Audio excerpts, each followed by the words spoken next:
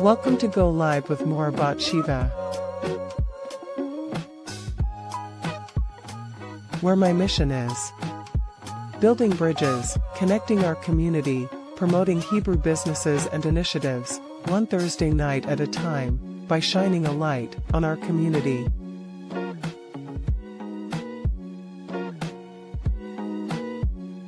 Building bridges, your hub to connect and grow. Strength and unity, highlighting groups that affect change in our community.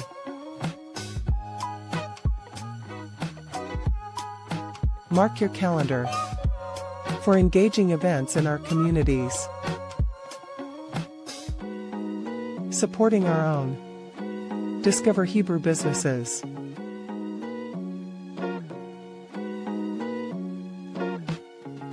A platform to showcase your talent.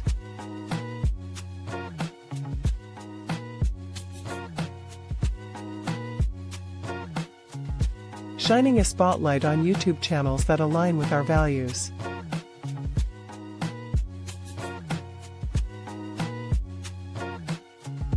Nurturing our souls through our congregational families.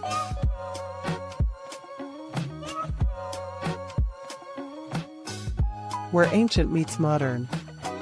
Books by Hebrew authors.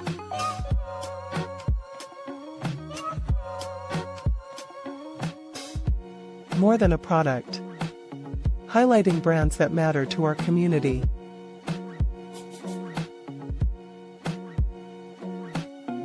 On Thursdays at 9 p.m. Central Standard Time. To feature your brand, channel, group, congregation, business, talent, book, or event, contact me at 12tribesstrong@gmail.com.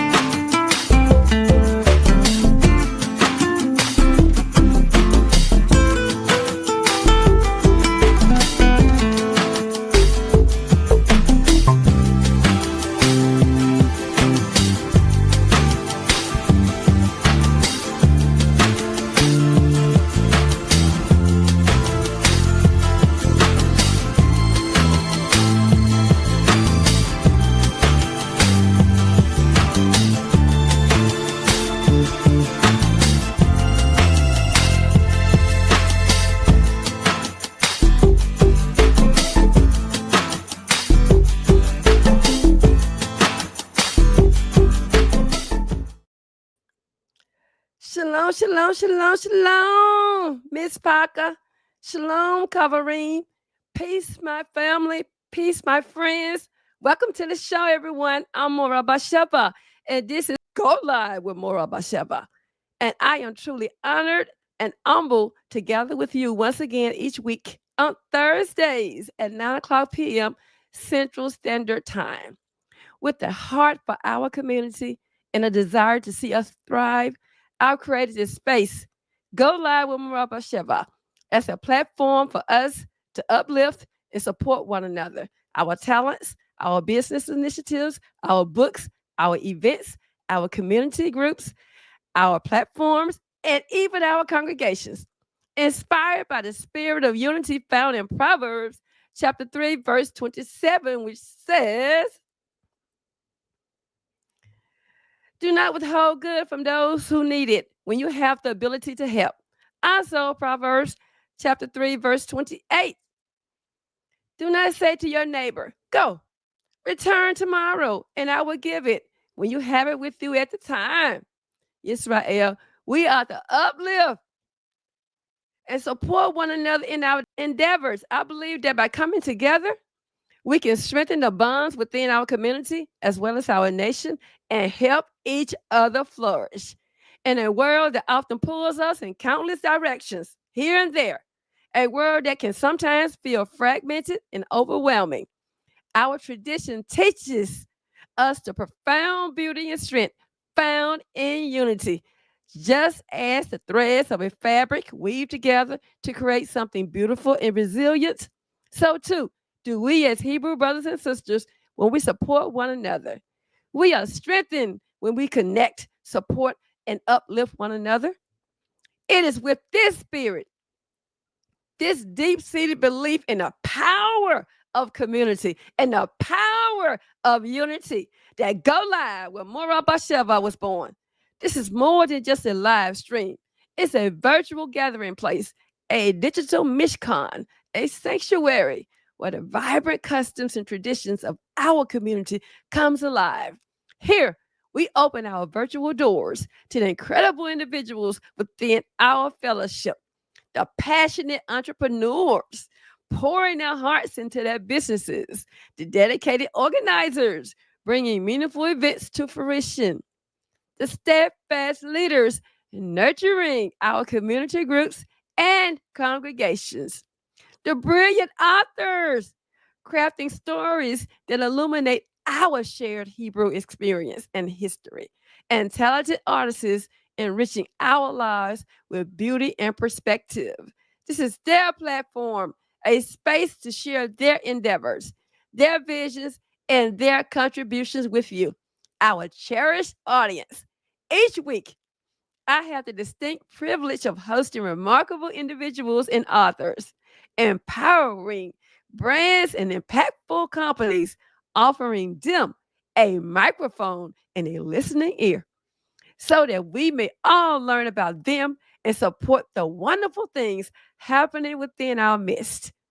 From innovative businesses rooted in our values to inspiring events that nourish our souls, from vital community initiatives that strengthen our bonds to the spiritual homes offered by our congregations, we will explore the richness and diversity of our shared heritage in action. So, whether you are a familiar face, joining us week after week, or this is your very first time tuning in, please know that you are embraced and very welcome. Take a deep breath, settle in, and open your heart to the connections that await you tonight. And every Thursday night at 9 o'clock p.m. Central Standard Time, let us come together, support one another, and shine a collective light on the good works being done by our Hebrew brothers and sisters and by brands that empower our communities.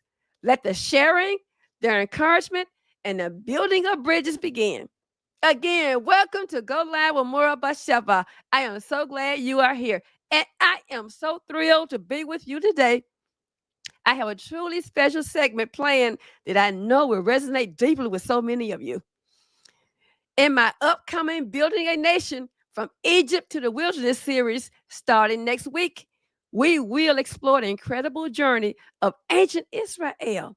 But tonight, we're bringing that wisdom right into our modern lives by celebrating the powerful voices of Hebrew authors, incredible writers within our African American, Hebrew Israelite, or Hebrew community, whatever you call it. They are diligently uncovering, teaching, and affirming our profound historical and spiritual connections to the ancient Hebrews, or Israelites, as some call them. Unveiling our Hebrew roots, books on heritage and identity with special guest Moreh Yeshiah. That is our topic of discussion tonight. And it is episode number 5. Again, unveiling our Hebrew roots, books on heritage and identity.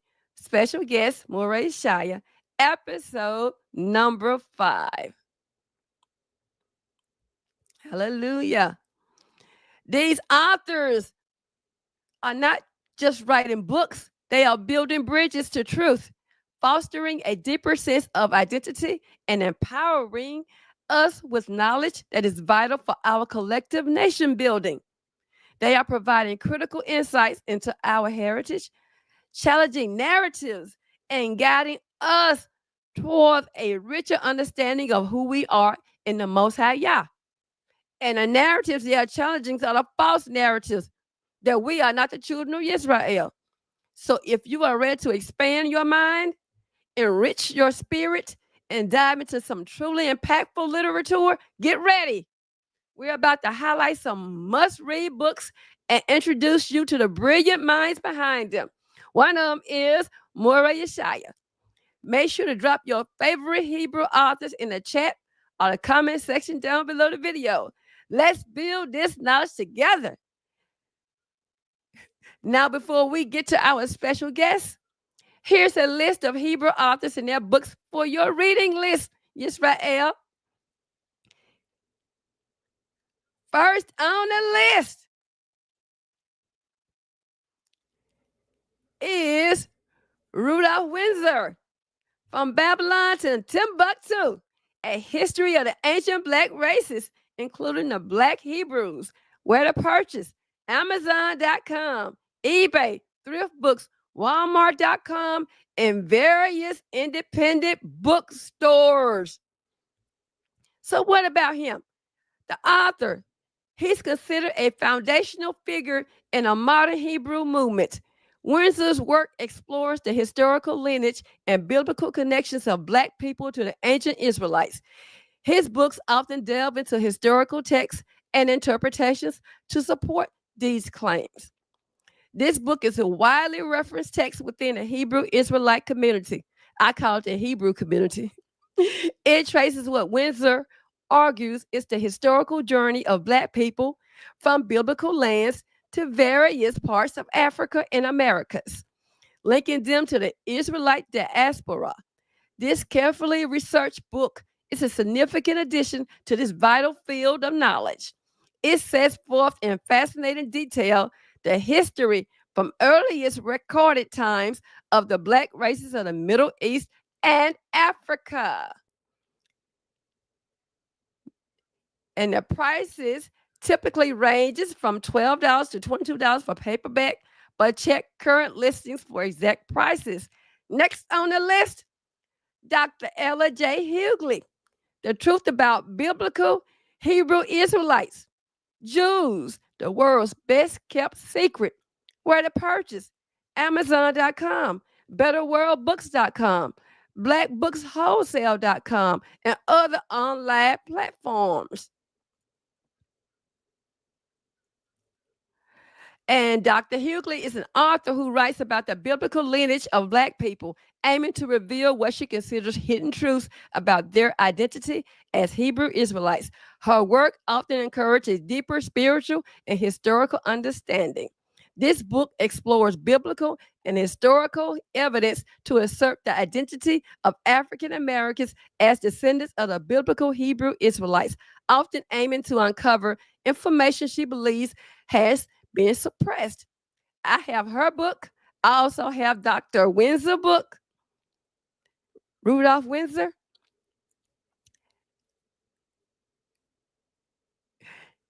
And where to purchase is Amazon.com, as I mentioned earlier. BetterWorldsBooks.com, BlackBooksWholesale.com. The price generally ranges around from $5 to $15 for paperback. Next on the list is Dante Fortson, Undeniable Full Color Evidence of Black Israelites in the Bible, and its sequel, Undeniable 2. How did the Hebrews? Did America kidnap the lost tribes of Israel? About his book, Fortson is a prolific author who uses biblical texts, historical records, and ethnographic evidence to argue for the Israelite identity of various Black populations. His books are often presented with a strong emphasis on visual and textual evidence. Undeniable, the full color evidence of Israelites, Part 2. This book compiles images and textual references that Fortson presents as evidence for the presence and identity of Black Israelites throughout biblical history and beyond. It aims to be a visually impactful resource. All of the evidence adds up to the fact that there was a multinational conspiracy to kidnap, enslave, and hide the true history of Negroes scattered all over the world through the transatlantic slave trade. There has been a conscious, concerted effort to steer people away from the truth that Israel fled into Africa in 70 AD and still inhabits many areas of the continent and beyond. Where to purchase? Amazon.com, his own website, other online book retailers. Price for paperbacks typically range from $15 to $35, but prices can vary. I don't have his book, but the next person I do, Kohen Mikael Ben Levi, also known as Kohen Mikael Levi. His books are titles Israelites and Jews, The Significant Difference, and also Final Resolution, The Separation of Truth and Lies in the Bible.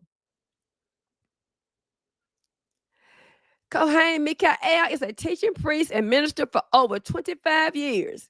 He is known as a scholar of Israelite history, the Hebrew language, and heritage. He is the founder of Levitical Communications Incorporated, dedicated to spreading Israelite history and culture among Africans in the diaspora.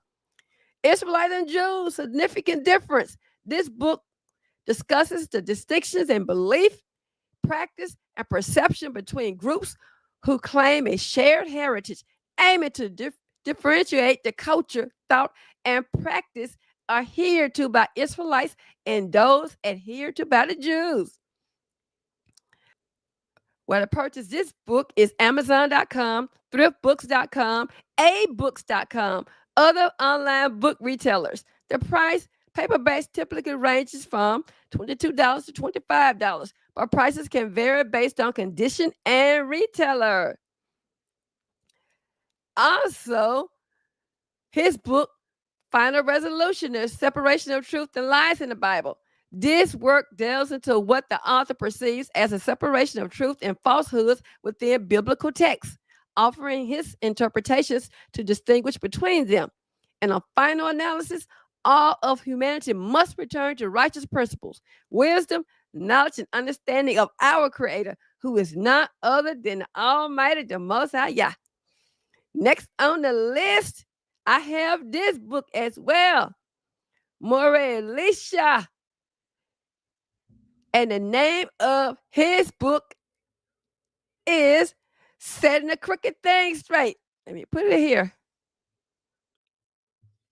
And here it is, Setting the Crooked Thing Straight by Moreh Elisha. You can get in contact with Moreh Elisha at 267-804-1446 or at gatheryoursaints.org. In order to purchase this book And Morah Bahtshevah was the spiritual leader and founder of the House of Yisrael in Cincinnati. He has since passed. He is also the founder of the Hebrew Israelites of the World Ingathering of the Children of Israel group, the House of Israel. Setting the crooked thing straight is the compilation of the most revolutionary biblical teachings presented in the late 20th and early 21st centuries by Moreh Bahtshevah. These writings present what the pure word of Yah states about who are the black peoples in America, how do we celebrate Passover, the truth about Christianity and Islam. Also, Moreh Bahtshevah conveys Yah's messages about how to keep the Sabbath day when a day truly begins and ends, and much more. Again, you can contact Moreh Bahtshevah if you want a copy of this book, Setting the Crooked Thing Straight. Next on the list, Ronald Dalton Jr. His book is entitled Hebrews to Negroes. Wake up, Black America. He has a book series and a documentary. Where to purchase? Amazon.com, the Negro Network, his platform, and other online book retailers. About him, he is an author and filmmaker known for his Hebrews to Negroes series, which aims to provide evidence and arguments for the Israelite identity of various Black populations. His work often utilizes historical and biblical interpretations to make its case. He also has a Hebrews to Negroes Wake Up Black America documentary on Amazon Prime.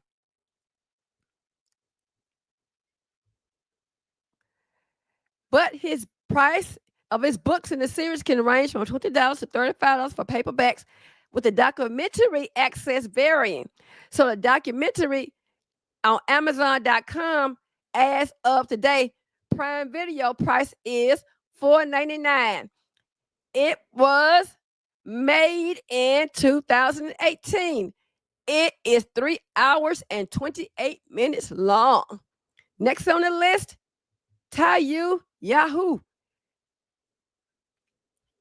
The name of his book is They Always Knew We Were the Israelites.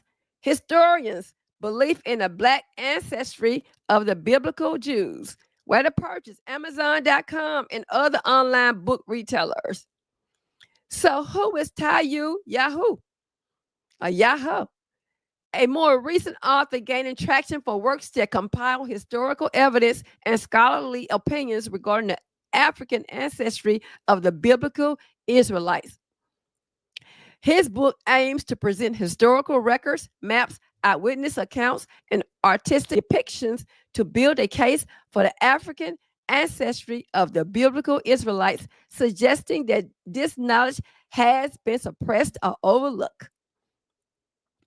So again, you can purchase on Amazon.com and other online book retailers. Prices range from $40 to $70 for paperback, depending on the retailer and if it's a newer release. Next on the list, L.A. Bryant. I have this book, author, aka Shalik Ben Yehuda. Know Thyself, 1967, out of circulation, but you can find it. You can find it. It has some online libraries where you can borrow this book as well as another book of his. It's called Hebrew Israelites from America to the Promised Land, the great international religious conspiracy against the children of the prophets, January 1st, 1975. This is also out of print, but I saw an online library that had it. So it's out of print, but online library blown. So the next ones on the list is by our guest, Moreh Yeshiah. They're here to talk about his own books, but I will put them up here. AKA Moreh Yeshiah. His book is titled He has 2, 3. He has several. And he will discuss his books, but I will put them on the screen.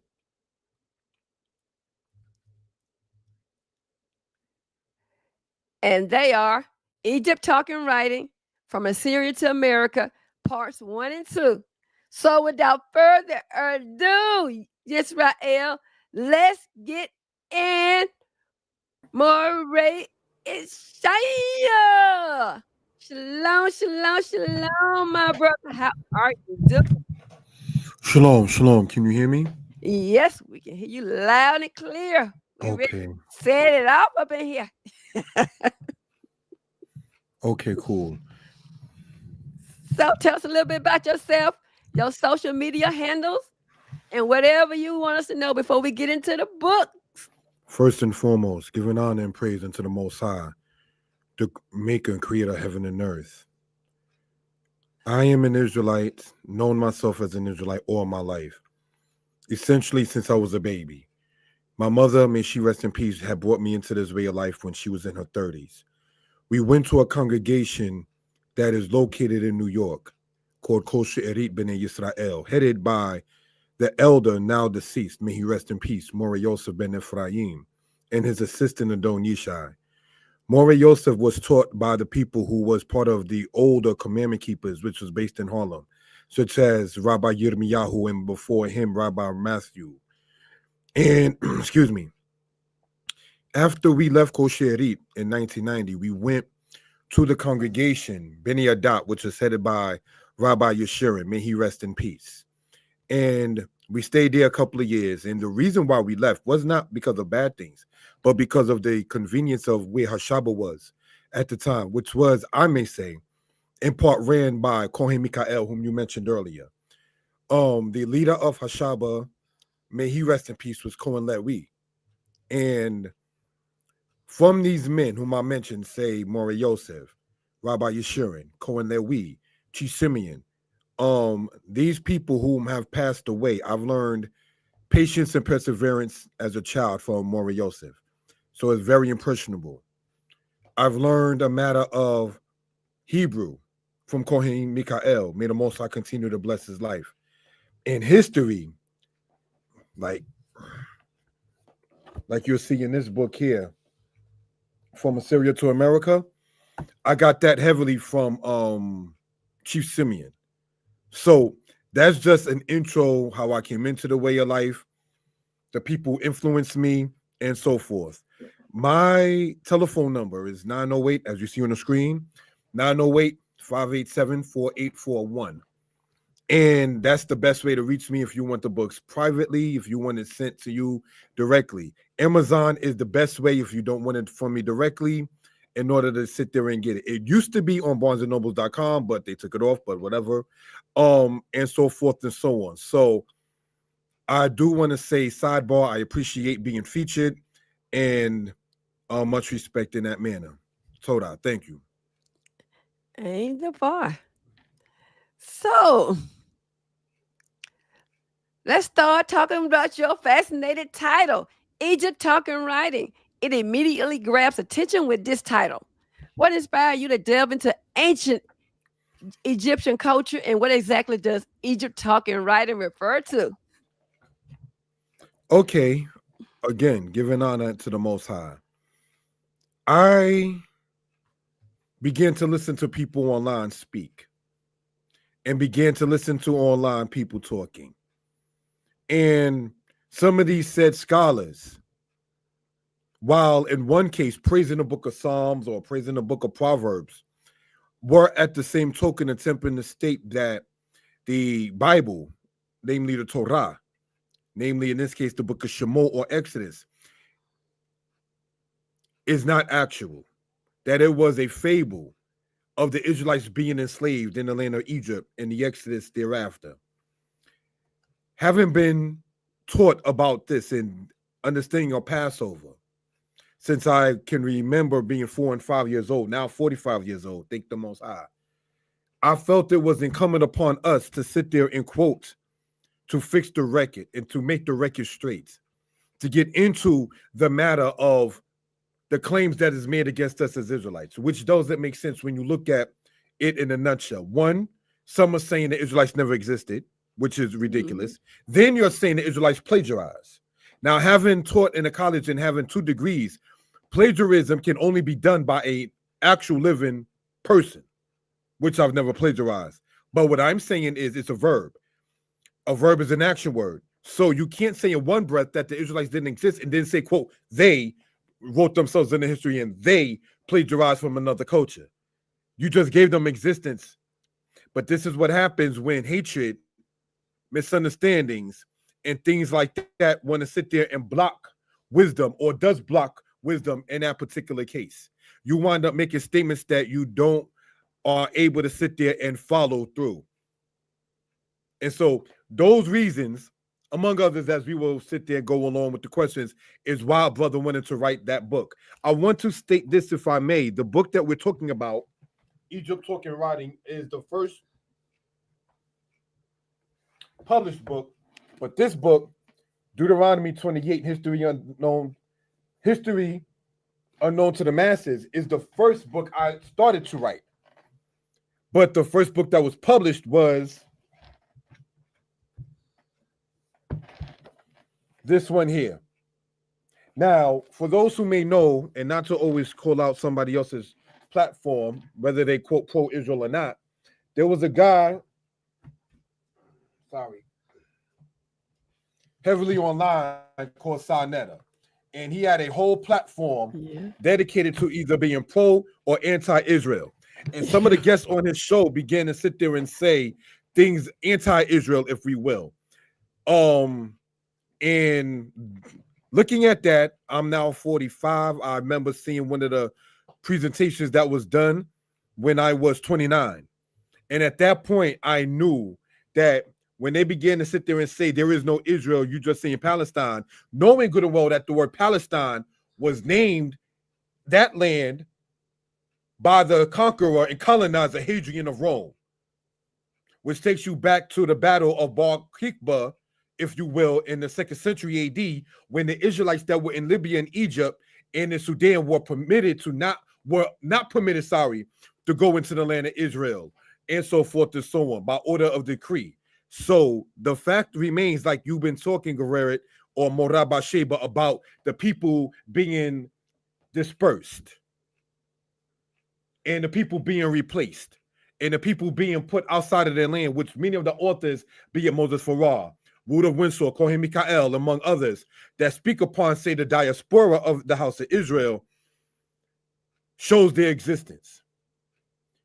In this book, I in part try to sit there and show about the diaspora in later times, but this book is more so about more ancient history prior to the time of 600 BCE.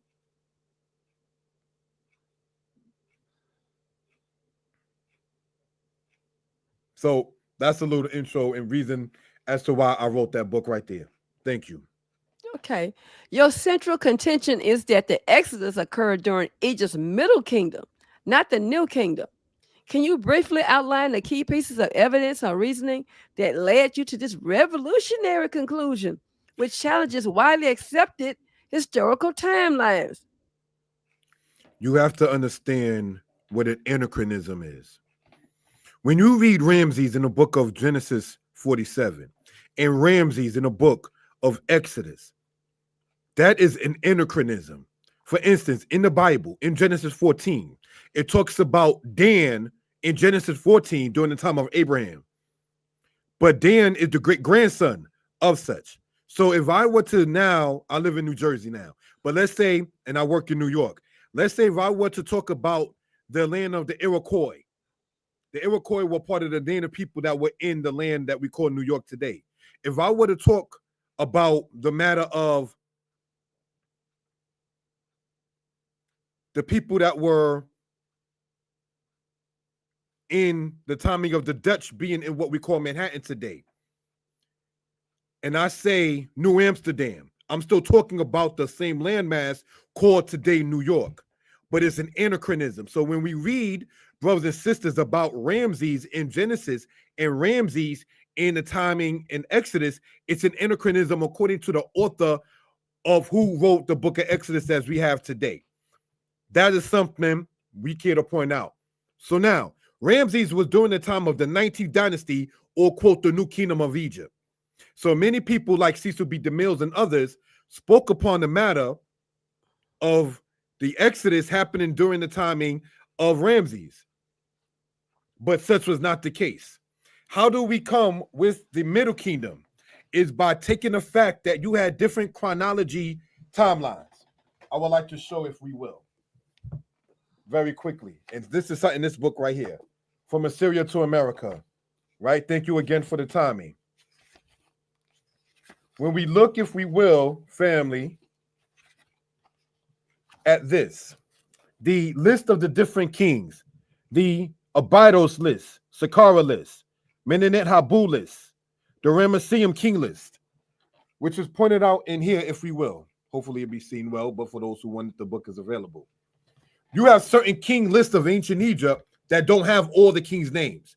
Why does that become important? Because when you start dealing with dynastic matters and dealing mainly with the Manetho said king list, you have dynasties that were interloping with each other, intermediate periods, but the king list is 1, 1, 1, 1, 1, 1, 1. So it pushes the chronology of Egypt, ancient Egypt, more further than it actually was, because the respect of where one fit in at was not given its proper place. So let's say you had a kingdom, for instance, Dynasty 15 and 16, the Hyksos era, if you will, was ruling at the same time while the native Egyptians were ruling in southern Egypt or upper Egypt.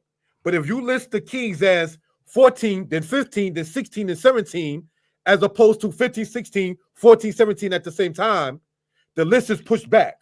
So this is why we wanted to point out about the co-regencies, the dynasty era.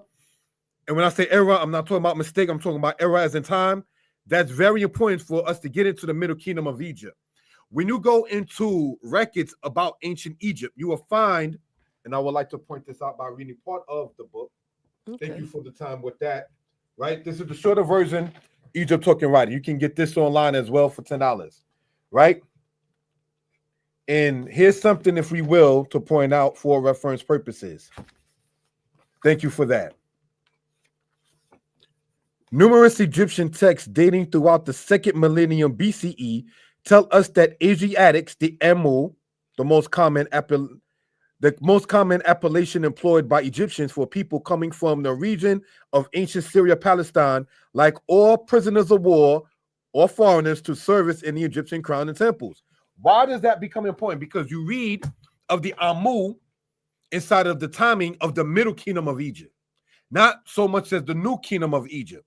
When you read about the woman Hatshepsut, who was one of the queens of Egypt, she spoke about the Amu, or the Asiatics, that were in Egypt prior to her timing. And Ramses is after the timing of Hatshepsut. So we want to emphasize looking biblically, and then also Egyptian king list, timelines, statements made by the rulers of such, statements made by the kings of such, statements made by the princes and queens of such, to come to a conclusion that it was inside the Middle Kingdom of Egypt and not in, brothers and sisters, the New Kingdom of Egypt. Do you think that's why some people try to discredit us as our forefathers having existed? Yes, and I want to say this in due respect, and it's not to get sidetracked. There seems to be a movement, quote unquote, about two distinct timings of slavery: the Hebrews in the land of Egypt and the black men in the Western Hemisphere. There seems to be a movement to try to erase, oh, we were already here in America, so therefore there were no slave ships. That's one thing that seems to be popular in the past 10 or so years. And, quote, there's no records of the ancient Egyptians enslaving the Hebrews. But let's point this out, if we will.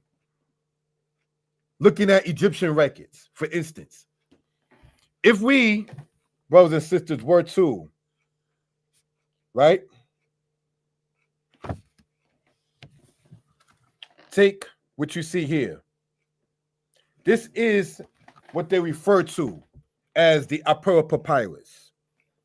In the Apura Papyrus, dated to the timing of the Middle Kingdom of Egypt, and due to some of the events that was going on, that it will only align with the Middle Kingdom of Egypt. There's two other things to point out. In the Emperor Papyrus, he spoke about the Magi, and I want to type that in, if we will. All right, Madjai. The Magi were Cushites or Ethiopians or Nubians that were employed by the Egyptians. They were in Egypt during the time of the Middle Kingdom of Egypt. The Emperor Papyrus dated to the Middle Kingdom of Egypt also speaks about this land here, about ships going to a place called Byblos, also known in history as Gebal.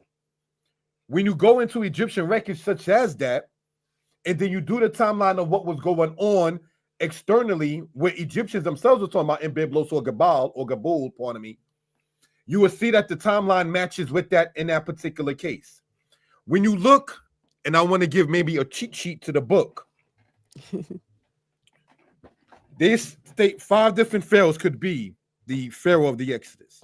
I've heard Ramses, Thutmose, Akhenaten, Akhmosis, or Seti.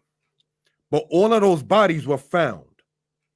So now when we go into the matter, to give a cheat sheet to the book, into the Middle Kingdom, you would find that the pharaoh, Neferhotep I, was one of the rulers in Egypt when the children of Israel were enslaved. His body, not found. His brother had to rule, Sihathor, because his son Ha'ankef died the same week of his father. Just throwing that out there. And that's in Dynasty 13. So when you go in your own, which is part of the Middle Kingdom. So now when you begin to sit there at sidebar and see the book of Exodus, less than a year after the Exodus itself, it said that the children of Amalek or the Amalekites came to and attacked the Israelites. These Amalekites were the same 10 as Hyksos, who set up under the timing of Dynasty 15, with Salatus and others being rulers of what they call in the intermediate period. How were the known Hyksos able to gain access and control of Egypt? Is because, remember, Exodus said that Pharaoh chose his best men. So now, once that army is drowned, anybody can sit there and then come into Egypt and bear rule and so forth. So some of the rulers to take note is Amenemhat I. Amenemhat I, to coincide with what I'm talking about, built what is referred to in Egypt as the Walls of the Prince. The Walls of the Prince, brothers and sisters, or Hiksaswet. The Hyksos were, quote, coming into Egypt. So he built the Walls of the Prince to keep the Amu or the Asiatics out, which means that by the time of Dynasty 12, they were already inside of Egypt very heavily. That's what made him do that. Which now, when people ask, well, if Jacob and his family walked into Egypt, why did they have to go through the dry sea or the sea that was open and not just walk out? It's because there were barriers that were blocking where the Israelites could have just simply had just walked out. So these are things to point out in that particular case. So when you study about the records and the timeline and the matters of what was going on in Dynasty 12 and 13, it's something to point out. There was a woman in ancient Egypt by the name of Senebtisi. Senebtisi, brothers and sisters, was a woman who wrote what we see in history today, called the Brooklyn Museum Papyrus 35.1446. She was the woman who wrote to the Pharaoh of Dynasty 13 by the name of Sobek-hotep III about the Hebrews called the Apiru or the Habiru inside of the Akkadian language that were a problem to her. Senebtisi spoke about a woman named Asher, a woman named Aqaba, a woman Hebrew servant by the people of the tribe of Issachar, inside of what is referred to today, still found in a museum, called Brooklyn Museum Papyrus, between Senebtisi and the Pharaoh Sobek-hotep III, all during the Middle Kingdom of Egypt. So there's much more reasoning, knowing the Hebrews were in there at a certain time, taking Egyptian records, not just Israelites only, quote, cite the Bible, but taking it from the opposing side, quote unquote, if you will, to, as the Torah says, a matter is established by 2 witnesses. So therefore, it became incumbent upon us to sit there and present that kind of matter.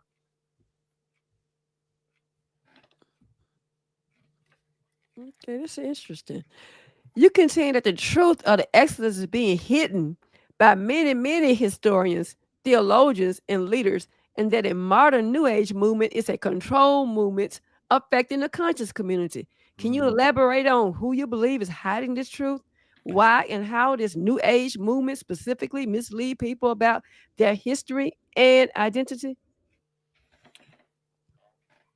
When you spoke about the elder Shiliach in the book he wrote regarding going into the land of Israel, when the European Jews went to the land of Israel, it was you can go there under the premise of you believe you're a Jew in your heart. Mm-hmm. When black people from Chicago and Detroit went over there in the 60s and 70s, it became now your mother had to be a Jew. So they changed, quote, the law of return.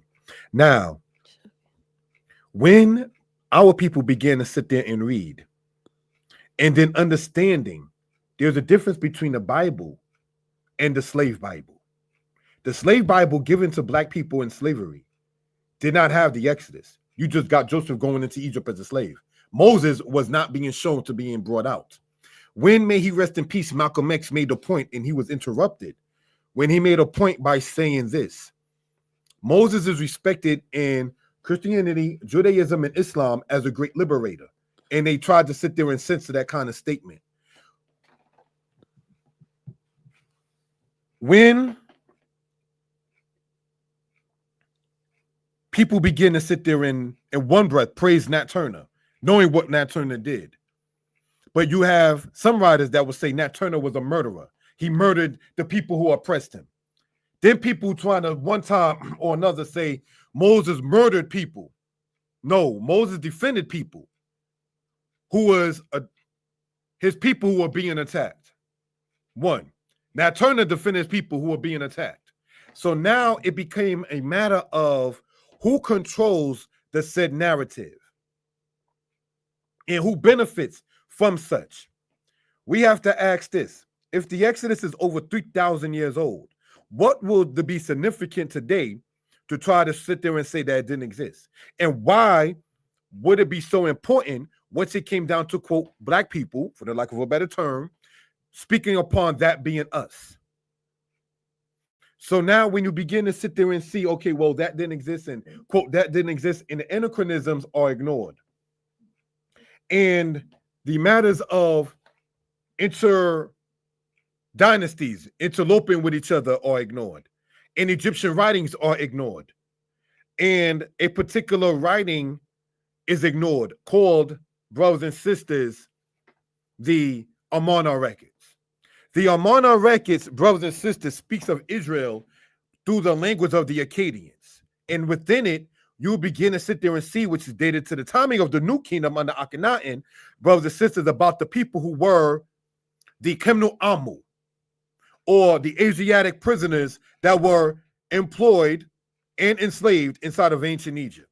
Just as much as black people were employed, like Benjamin Banneker was a slave who designed Washington, D.C., but he was still a slave, even though he was, quote, employed. The White House that was originally built is not the White House that we see today. The British burned the White House that we see today in 1814. So now the new White House, as well as the older one that the British burnt, was built by black people who were slaves that were employed by other slave masters. So I want to emphasize that, looking at that between employed and enslaved and those who were employed while being enslaved.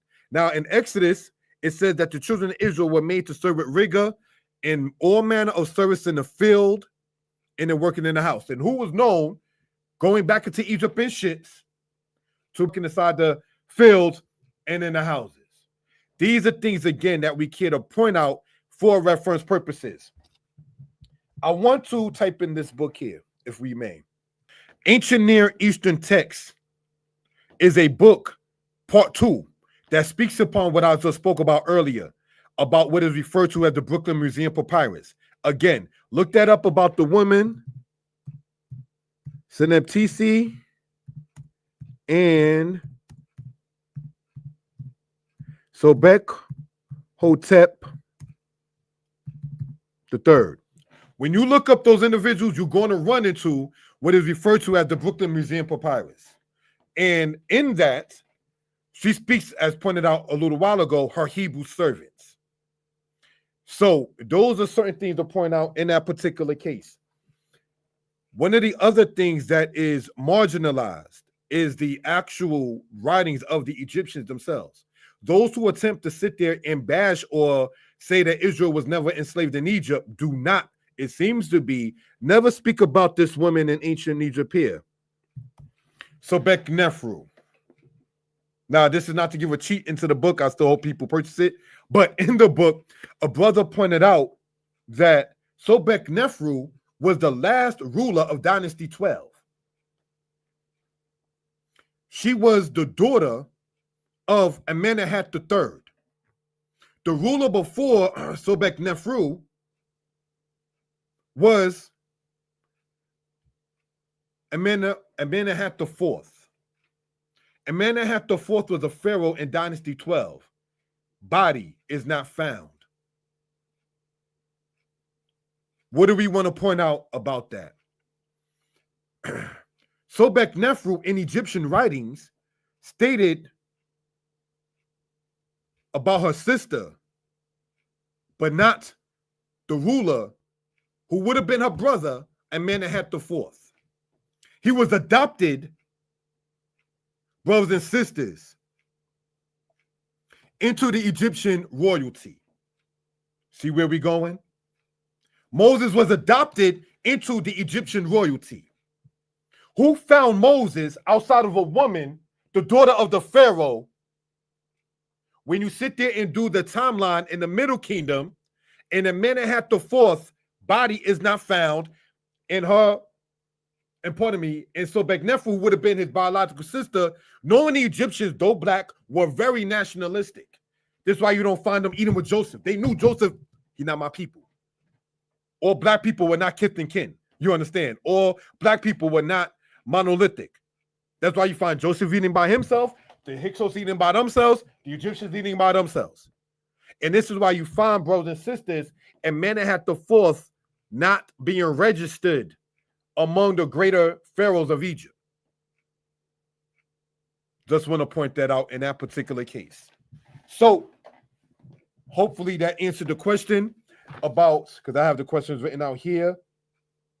In that case, about the matter of the quote conscious community is ran by those who are quote unquote the elite.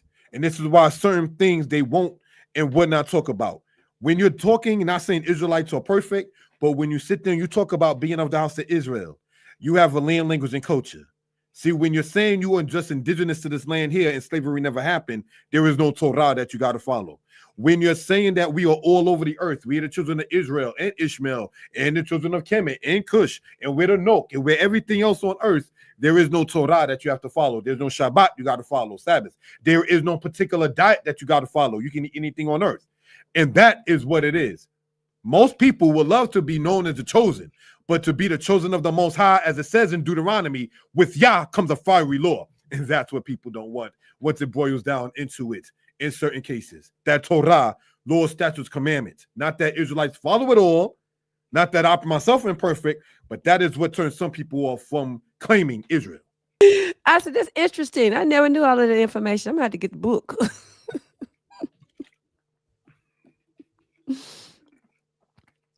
But in chapter 6, you discuss figures like King Senufru, which you just talked about, and the campaign into Ethiopia, stating your aim is not from a hate black people's perspective. Can you expand on the deeper truths you're presenting about ancient Egypt's internal dynamics and how it challenges contemporary understandings of black history and unity? When people say black people are all just one people, as if black people didn't have their own kingdoms independent of each other, that not all black people in the East in the ancient times were as if it was monolithic, it's all one thing under quote a black thing. Such is not the case. The ancient Egyptians, like we were just talking about, like you asked and say question, the Cushites were attacked by the people of Kemet, if you will. The matter that the Bible talks about and Egyptian records talk about them going through the land of Yahudu when the battle of Carchemish was going on, that we read of in the scriptures. In Carchemish is mentioned in the book of Kings. King Josiah of Judah was assassinated by Pharaoh Necho of Dynasty 26. Mentioned in the scriptures. This is during the time of the prophet Jeremiah. Now, how does all of that in part tie in? The Assyrians were Negroes, according to many historians. The Babylonians, as pointed out in the book, related to the Chaldeans in part were what you call people of the Negroes. But the Egyptians, who were also known as people who are black, went to fight on behalf of the Assyrians against the Babylonians. And in part, as the book of Chronicles points out, to get from Egypt to Assyria, you had to go through where Judah was. King Josiah, pardon me, was the king of Judah at that time. Excuse me. How does that point out? Just as Snefru went against Cush, just as Pianki and Alara, who were Ethiopians ruling in Egypt and who had problems with the Egyptians, just the same. You had ancient other black nations that were at odds with each other. So when we sit there and speak upon, oh, well, the children of Israel keeping Passover, celebrating the death of black Egyptian children, no. What it was is this. If you don't let my son go, I will slay your son, your firstborn. So just as much as they were talking about slaying the sons of Israel, the Most High brought it back upon them. And that's what happened with that. Now, sidebar, if we will. Abraham Lincoln, in his second inaugural address, he stated, paraphrasing, if for every lash and every drop of blood, one of the people died in the Civil War, what is he saying? As he said, the judgments of the Lord are righteous altogether. Abraham Lincoln even said that. So he's saying the Civil War and the death of the white males that happened in it was due to the oppression that they brought upon us as black people. So even if Lincoln, for what he's worth, was saying that, the hand of the Most High was in those kind of matters. So these are things that we care to sit there and bring out. But you're not going to, sidebar, tell the Turks and the Russians that one didn't oppress the other. You're not going to tell the East Indian man that the British did not oppress him. You're not going to tell the man in the Philippines that Spain did not oppress them. It's only quote-unquote African Americans that you can sit there and tell that too. And I'm not trying to be Willie Lynch about the land, the islands, and so forth. You can't go to Jamaica and Trinidad and say that, because in the West Indian schools, they teach them about the slave trade. American, went to schools in Brooklyn and Queens, they don't teach about the Atlantic slave trade till you go to college. Whereas, and the teacher in Jamaica, they talk about that. Whereas the people in Brazil, they sit there and are shown evidence of the slave trade that went on there. But in the United States, if we will, it is seemed to be suppressed and replaced mainly with European history. So knowing and seeing that, sidebar, what motivated me too was going into the library and to keep on referencing and researching things of that kind of nature. What they have done is take ancient Egypt in the conscious community. They take ancient Egypt being black and modern Syria being Arabian looking and saying that's how it was all the way around. No, the people who you call melanated or black were all throughout that entire region and so forth and so on, though they were not the same people just because they were the same complexion.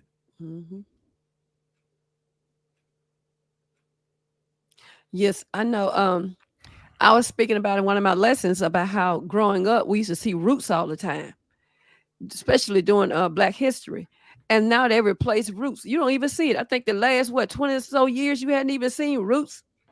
It's a conscious effort to get rid of our past history of being enslaved here in the United States of America. So it's not even a jump, skip, and a hop that they're doing the same thing when it comes to our Hebrew history and ancient Egypt. So it's just a pattern. History repeats itself. And speaking of the Passover, let's talk about the plagues. You assert in your book there's a specific reason the Bible speaks of certain matters regarding the plagues that only those who study Egyptian culture can truly see and understand. Can you give us an example of such a detail and how understanding Egyptian culture unlocks its deeper meaning? The ancient Egyptians referred to themselves as, pardon mentioning a quote, another god on a platform.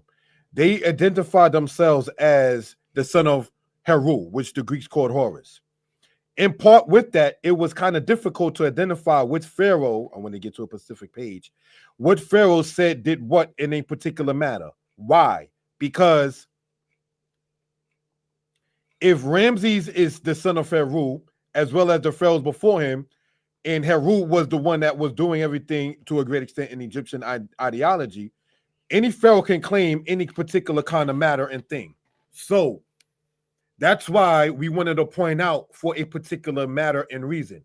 The Imperial Papyrus speaks in part of the plagues that we do see in the scriptures, such as the water turning into blood, such as the death of the firstborn, such as the sun being blocked out. And those were the Neferu, quote unquote, the gods of Egypt, if you will. And each of those plagues that happened was an attack, as pointed out in this book. The blood attack upon the Nile god. Then you had the frogs attack upon the Egyptian godhead Ket, the lice upon the Egyptian god Set or Seti, the flies upon one of their other gods, the death of the cattle attack upon Apu, boils and blains attack upon who they call Orset, hell and fire attack upon Nut and Jeb, locusts upon Nut and Osiris, darkness attend their sun god, and so forth and so on. So looking upon it like that, the Most High, knowing the culture of the Egyptians, there's two things to point out too. When that happened, certain things only Egyptians would know that, wow, this is not just sporadic. This is a message to us. Moses, prior to that, seeing the burning bush, that was a message to him.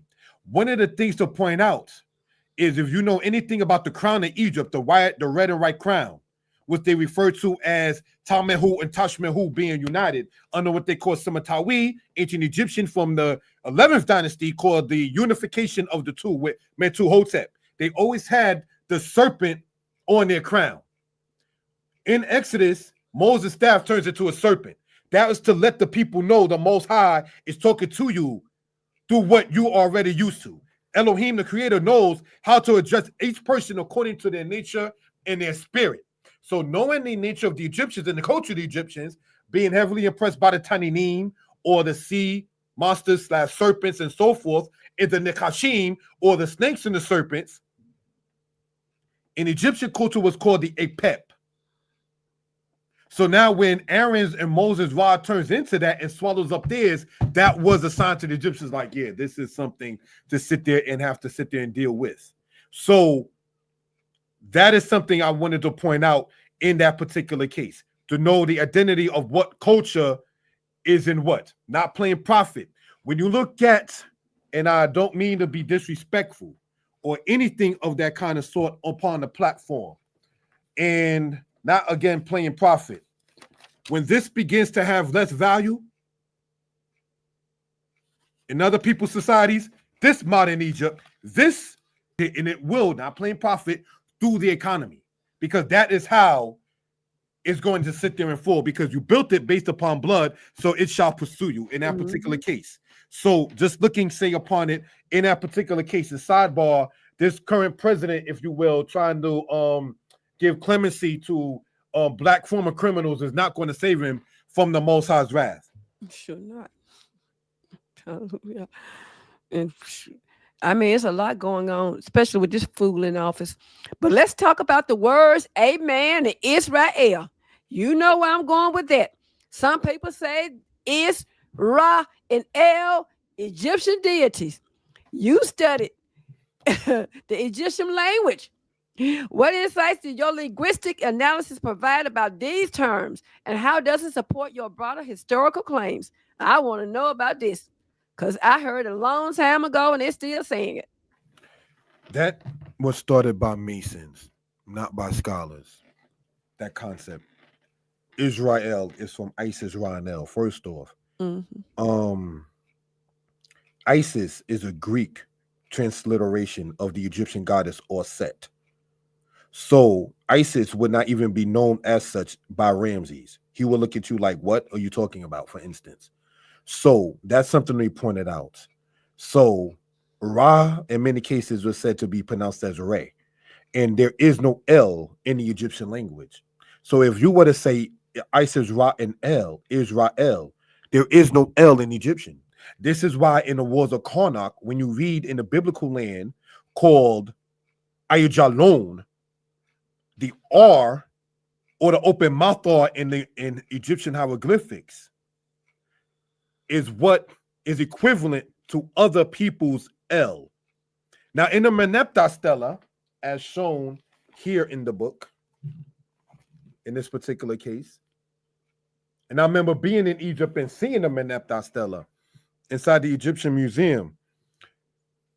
It's rare is the Israel, because there is no L inside of the Egyptian language in that particular case. Not until the timing of the Ptolemies, which is during the time of the Greeks, long after the Exodus and so on, long after Ramses and so on, long after the Middle Kingdom and so on. So when you look at Isis, Ra-El, Isis is not ancient Egyptian. That's a Greek pronunciation of one of the Egyptian idols. That's one thing to be pointed out. So it wouldn't be Is or Is in that case. Ra was generally said as Re, and El is not even from the Egyptians. Another thing to point out is this. When you're saying that you are not respecting the linguistics of different nations. For instance, Magan is how Egypt is referred to in the Sumerian records. Shinar in the book of Isaiah is ancient Sumer. The S and the SH in ancient language is interchangeable. Just as much as later on English, the F and the S. That's why you find the original King James version, they don't have the S letter, they have the F letter. When you study the matter of linguistics and etymology, the study of languages, you will begin to sit there and see that. So anybody saying that Israel comes from Isis Ra-El does not know or even respect the Egyptian hieroglyphics and the writings of the Metu-Neter, if you will. You don't respect the Hebraic writings either. So these are things to be pointed out for reference purposes.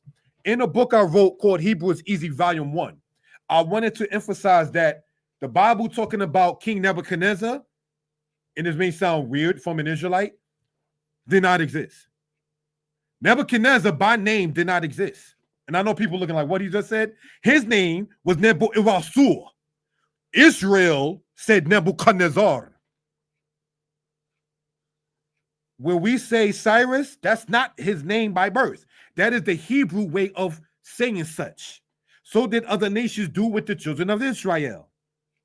So did one nation do with the other. For instance, not to be all black, quote unquote. Did you know that Alexander did not call himself a Greek?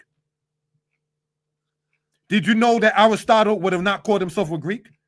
Hellenism is the spread of what? Greek culture. The people called Greeks were called Hellenes by themselves. The Romans called them Greeks. So it wasn't, I want to say, not so much of a mispronunciation.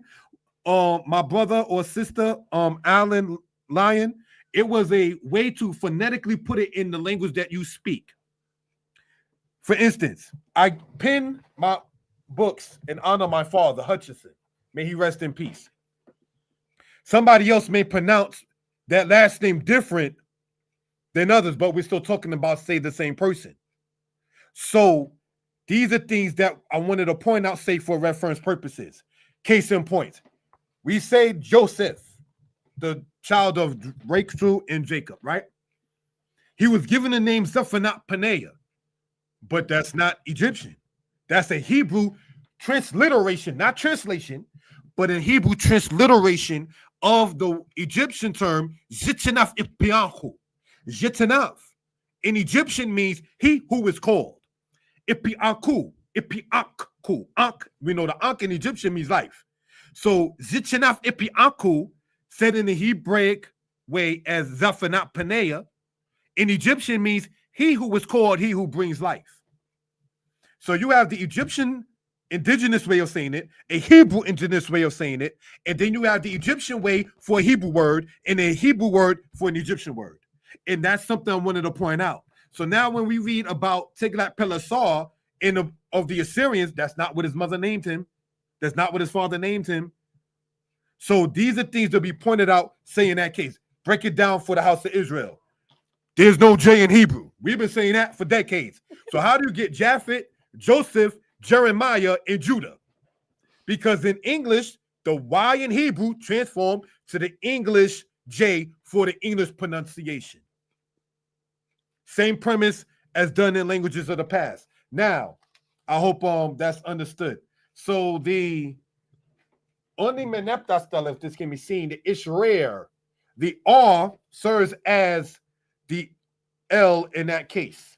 Now, as we know and see, this is Yisrael. In Hebrew, is read from right to left. Yotzi Resh Aleph Namen. Right? Now, this is not the praise of other gods, but let's look at this.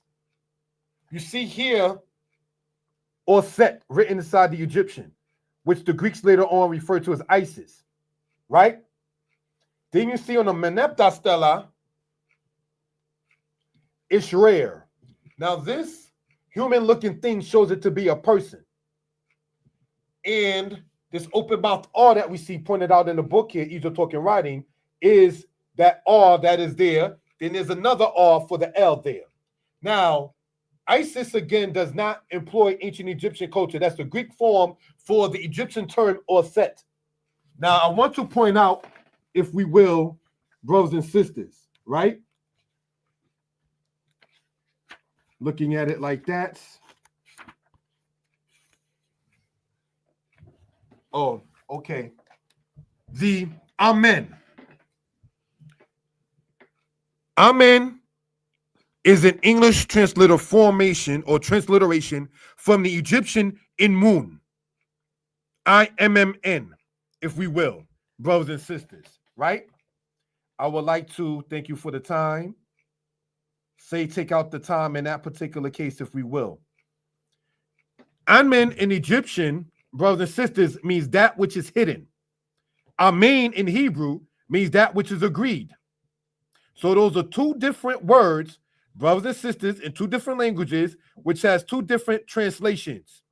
All right? So this is something to be pointed out in that particular case. Now, if we will, the bird inside of the Egyptian hieroglyphics represents the English A in that particular case. Now, what is referred to, if we will, brothers and sisters, this is what they say the Hebrews supposedly got Amen from. But there is no A in there. There's the MNM, Imun. And this flaxen reed that we see there represents the I in English. The double flaxen reed represents the Y.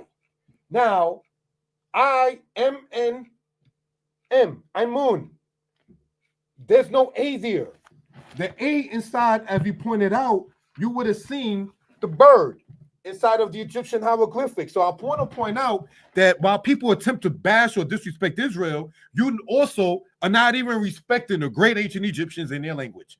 And so that's what hatred does. So wanted to point that out in that will. So now Amen in Hebrew from Aman means agree. Enmun in Egyptian means hidden. The Hebrew word for hidden is sater. Samek tau resh. So those are totally different words with totally different meanings and so forth. All right. Now, I know you didn't ask, but I'd like to point this out. This is in Hebrew, Yah. Yod and Hey, representing the name of the Most High. In Egyptian, the Y is signified by the double flaxen reed. But you don't see that in the moon goddess, Aya or Ea. So when they try to say that Israel got Yah from ancient Egypt, when they sit there and say that, the Egyptian linguistics does not employ the Y, but the I sound. Whereas in Hebrew, the way you get the I sound is by having a patak or kwamat followed by a yod, because there's no set letter for I in Hebrew.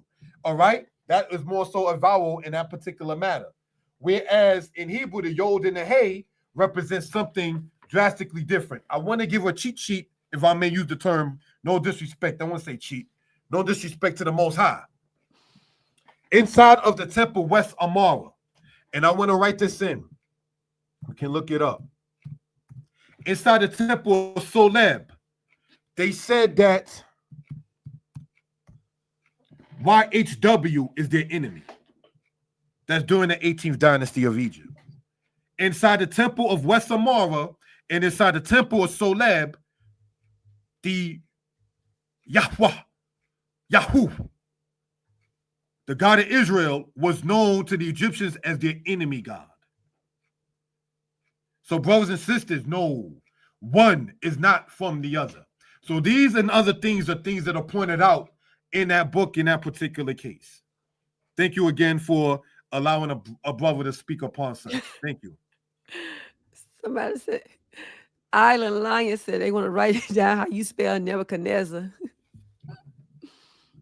You will have to look at the, you have to look at the Akkadian writing of Nebuchadnezzar in that particular case. My number is on the screen. We can speak upon, say such in that particular matter, but you're going to have to look at it from a cuneiform / Akkadian writing for such.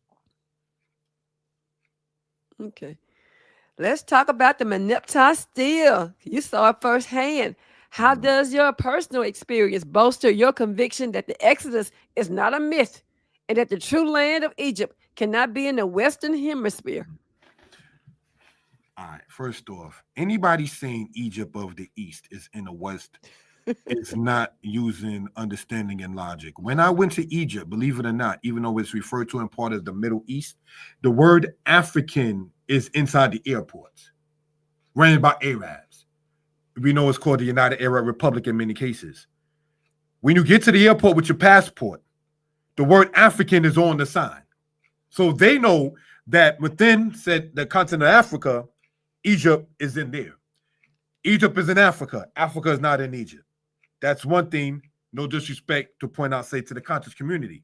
Kemet is part of the land. There was Kemet or Kemet, which is the English transliteration of the Egyptian Kemet, and then there was the Deshret. Kemet meaning the black land. Now, when it said the black land, it doesn't mean the land of the blacks.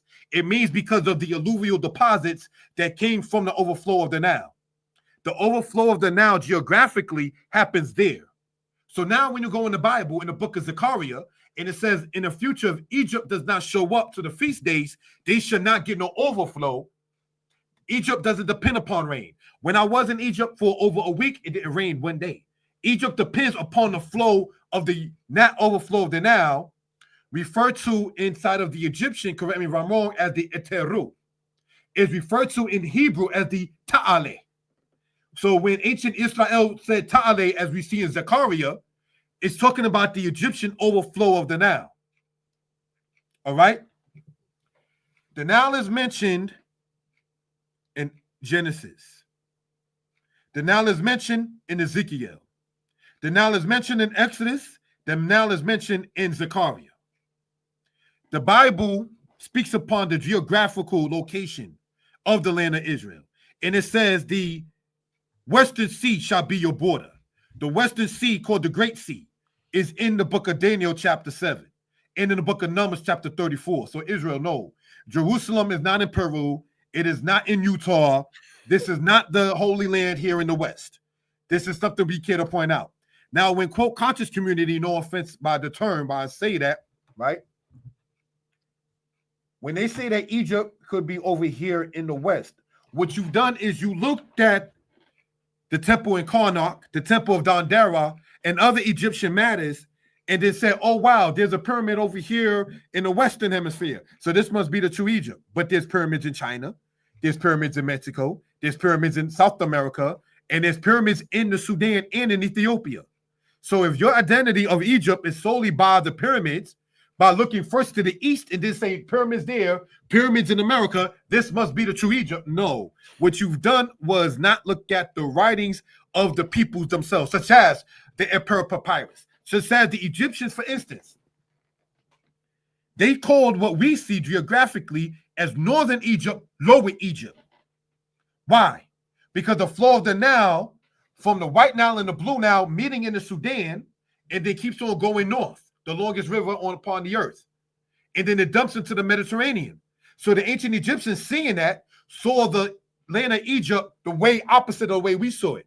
So what they said as Lower Egypt is truly south, is truly thought to be north, and what they said is Upper Egypt was truly the opposite of such. But they did it geographically, not through, say, a map through a telescope in that particular case. So these are things looking upon it in that particular case. You cannot look at the Mississippi and then know about the overflow of the Nile to say, oh, well, that Mississippi River also goes north, and that must be the same thing. Anyone claiming that Egypt or the land of Israel is in the west have to look to Africa places first and then sit there and say, oh, a river or a pyramid must mean that it's over here. Also, just like the languages, not respected, so is the geography. Trying to, quote, change the map is not respected. I want to point out, may she rest in peace, my mother. When I was a thief, and she would ask for the receipt when I was a child. What receipt? Spanking came, because you knew what it was. She knew what the change from the store was supposed to be. But I hid the receipt for a reason. Now, mind you, I was a child. I'm not saying that's even a good reason. When I would cut school, putting myself as an example, I remember making up homework assignments so mommy would think that I did go to school. So I point that out to say this. When you have to make up things such as, oh, this is a pyramid here, so the land of the West must be where the true Egypt is ridiculous, because you still have to look to Egypt of old or the East in order to sit there and try to get some ascertained understanding of that. Okay, then. Your book directly challenges the notion that the Torah came from Kemet, ancient Egypt. Mm-hmm. What is the truth in your view about the origins of the Torah? And why is this distinction so crucial for our understanding of identity and divine laws of the Most High Yah? Let's understand this. The priests of a people show the culture and spirit of the people. When people say, do you have the original Torah? Torah tells us to write the law on the doorpost and it'll be written on your inward parts. The priest of any people keeps the original of any culture. Ancient Egyptian priests shaved their head. Israelite priests in Leviticus were not to shave their head. Mm-hmm. Ancient Egyptian priests went to anyone's funeral. The Israelite priests could not just go to anybody's funeral. So once you begin to see a physical and spiritual distinction between the priesthood of the ancient people of Egypt and the ancient people of Israel, if you have any respect for the cultures of each, you have to understand there's a difference. To cite a white man, not to be racial. To cite us, the Roman historian who knew about the ancient Israelites and knew about the ancient Egyptians, he said that Moses gave the world a novel form of worship opposed to all by other men. Ancient Egyptians, according to Tacitus, worship big beasts. This is where ancient Israel sadly got the golden calf from. We ain't even going to talk about what they was doing in that. Why was there a plague put in? Plague came, and is not to sound disrespectful on the lady's platform. It says in Exodus 32, and Israel rose up to plague. What are the death penalties in Israel like adultery? What were you doing at the golden calf, Israel, that made the Most High want to slay? Those kind of acts that ancient Egyptians were into. Just leaving it out there. So now, when we get back into, say, that kind of matter, if we will, brothers and sisters, the distinction of the priesthood shows that the spirituality of each people was different. The days of the week of Israel is 7 days. Ancient Egyptians have 10-day week. The cultures are different. The geography of ancient Israel, it rains. It has what the book of Deuteronomy called the former rain and the latter rain from the heavens. Ancient Egypt does not have a former and latter rain. So the priesthood, the climate, the calendar between the Egyptians and the Israelites are different. So your culture is going to be different if your climate is different, if your spirituality from your priesthood is different, and if your geography is different. So these are things to point out, if we will, in regards with that. The Torah, as pointed out, came from the people that was inside the wilderness of Sinai. Leviticus tells us where it came from. According to the doings of the land of Egypt, where you dwelt, you shall not do. and according to the doings of the land of Canaan, where I bring you, you should not do. Leviticus 18. And in it, it talks about incest. Moses married his biological sister. Israel not to do so. Ancient Canaan was into homosexuality. Yisrael not to do so. So again, these are cultures and laws that are different between, say, each people. When they go into the Egyptian culture, or what they call the principles of Ma'at, there is no Shabbat. There is no diet. Vayikra or Leviticus 11, these are the foods that ye may eat. Ancient Egyptians ate pork.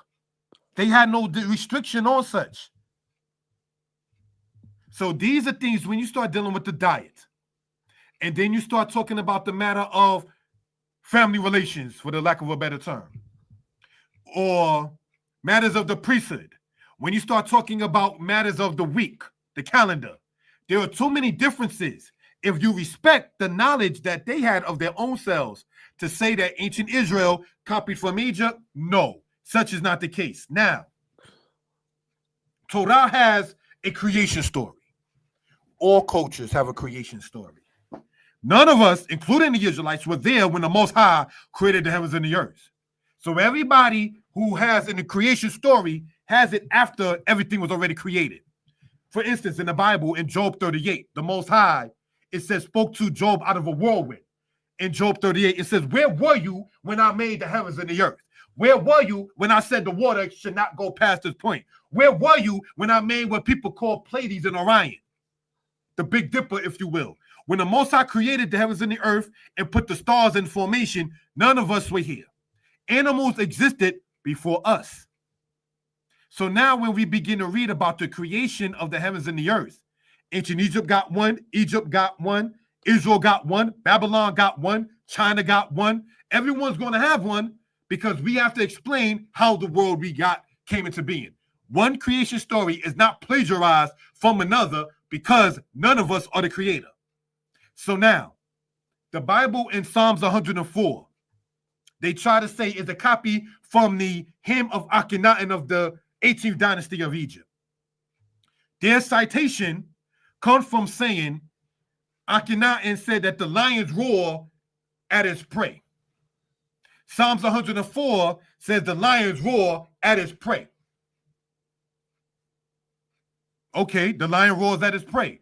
That doesn't mean that one copied the other. It means the ancient Egyptians saw the lion roaring. The ancient Israelites saw the lions roaring. So they both each wrote the the same thing based upon what they saw, a creature that existed before ancient Israel and before ancient Egypt. Animals, as I was pointing out, is older than us. So Psalms 104 about the lion roaring at his prey is not ancient Israel copying from the hymn of Akhenaten. It's two peoples talking about a creature like a lion who existed before both peoples. This is why logic doesn't come in when you have hatred. This is why understanding is blocked when you want to disrespect. Okay. If there's one message you want readers to take away above all else from your Egypt talking writing book, what would it be? The Exodus is not a myth, and the children of Israel enslaved in Egypt eventually, sadly, was enslaved in the United States in the Western Hemisphere. When we read the prophets of Israel, Deuteronomy 28:68, we cite often, and Hosea 8:13, you shall surely go back into Egypt. Did the people we call Egyptians call themselves that? No. That's again. Mizraim is the Hebrew way, Mazir meaning distress. So Mizraim, Maziryam, double distress. Ancient Egyptians didn't call themselves that. They called themselves their own particular name.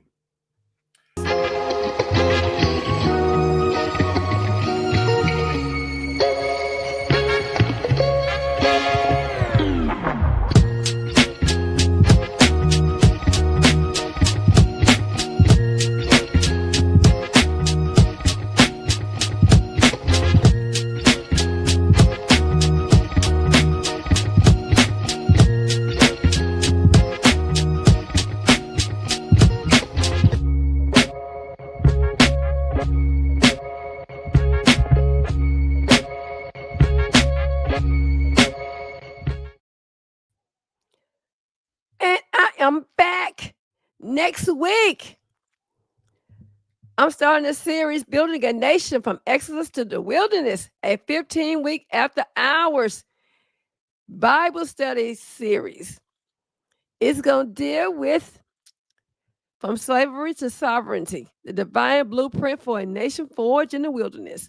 The overall goal is to explore the transformative journey of the Israelites from bondage to nationhood, examining the divine principles of community, law, leadership, and faith, and drawing timeless lessons. It got cut off for our lives today. It's the part got cut off. For our lives today. Let me change it for our lives today. Part 1 is the birth of a nation. Exodus, week 1, chains broken, identity forged, the Exodus began. And now, back to our guest, Moreh Yeshiah. Shalom, shalom. Am I able to be heard now? Yes. Okay, thank you. I remember the last thing that I was saying was what? You were talking about the Exodus wasn't a myth. Yes. Thank you. Correlating with the history, with this, making it in a nutshell. Somebody wrote in that he or she has a lot of notes to take. The Exodus did not happen in the New Kingdom. You have to understand the chronology that we see in many cases is off by X amount of decades. The biblical timeline is more accurate with the kings of ancient Israel and Judah, because it says in the time of this king of Israel did this king of Judah reign. In the time of this king of Judah did this king of Israel reign. Whereas in Egyptian records, they have it to where it's just king, so it pushes it back.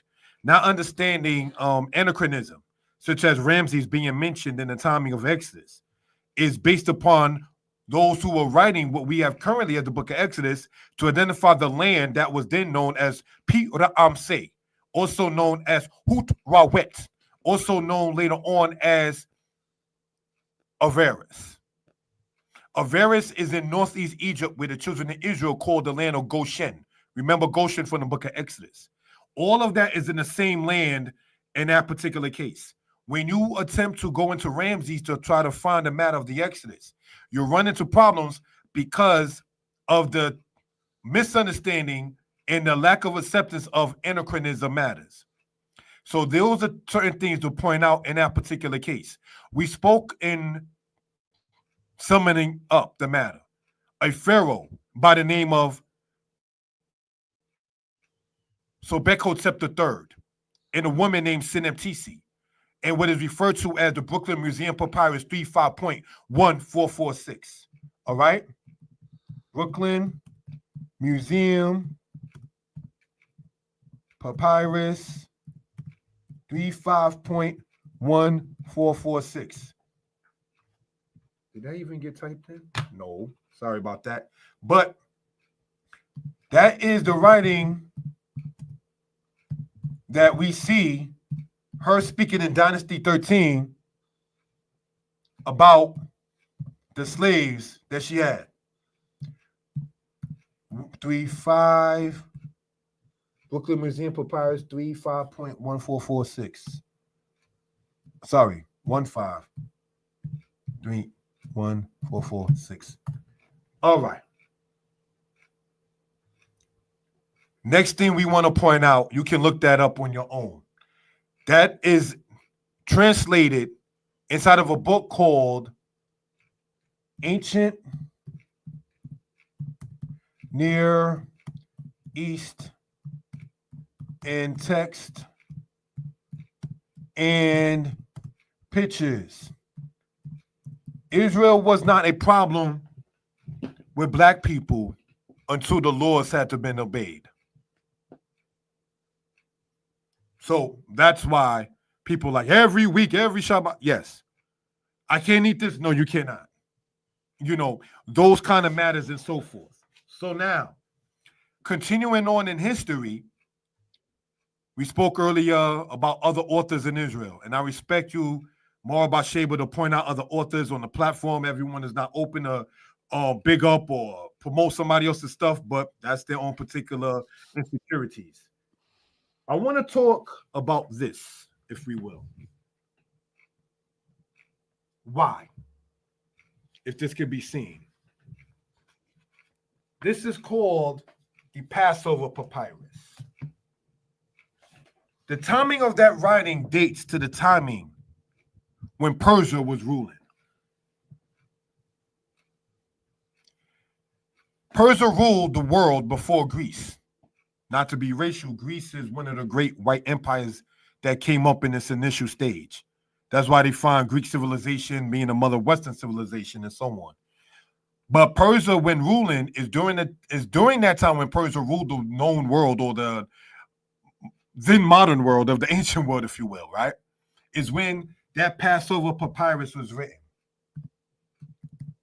Passover, and you can look this up. Papyrus. In it, it talks about not eating leavening during the first month, from the 14th to the 21st day of the month. Why does that become important in dealing with debating matters? Leviticus in our current Bibles talks about the timing of Passover. How do you have an ancient record dating to the time, for the lack of a better term, before, quote, the white man came to power under Greek, that speaks about something that we see in the Bible today, if the Bible is from the white man? Passover is a Hebrew celebration. That's why you find people celebrating it who are Hebrews and so forth. It is not a European celebration. Pesach, the Pei Samet. Hebrew is not an Indo or European language. It's listed as an Afro-Asiatic language. How can the Bible, with something speaking upon something before King James came along, such as the Passover papyrus, talks about the same thing that Leviticus talks about, but people say that it came from the oppressors? No, a celebration of freedom did not come from the oppressors. Even today, they don't want to acknowledge Juneteenth. You understand? So just looking, say, upon it in that particular manner is something to behold.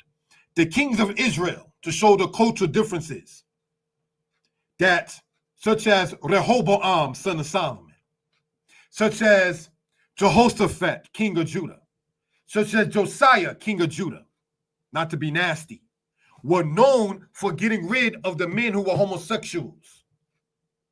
In Greek culture, one of the Greek goddess, Zeus, has a homosexual relationship, and that's part of their theme and culture.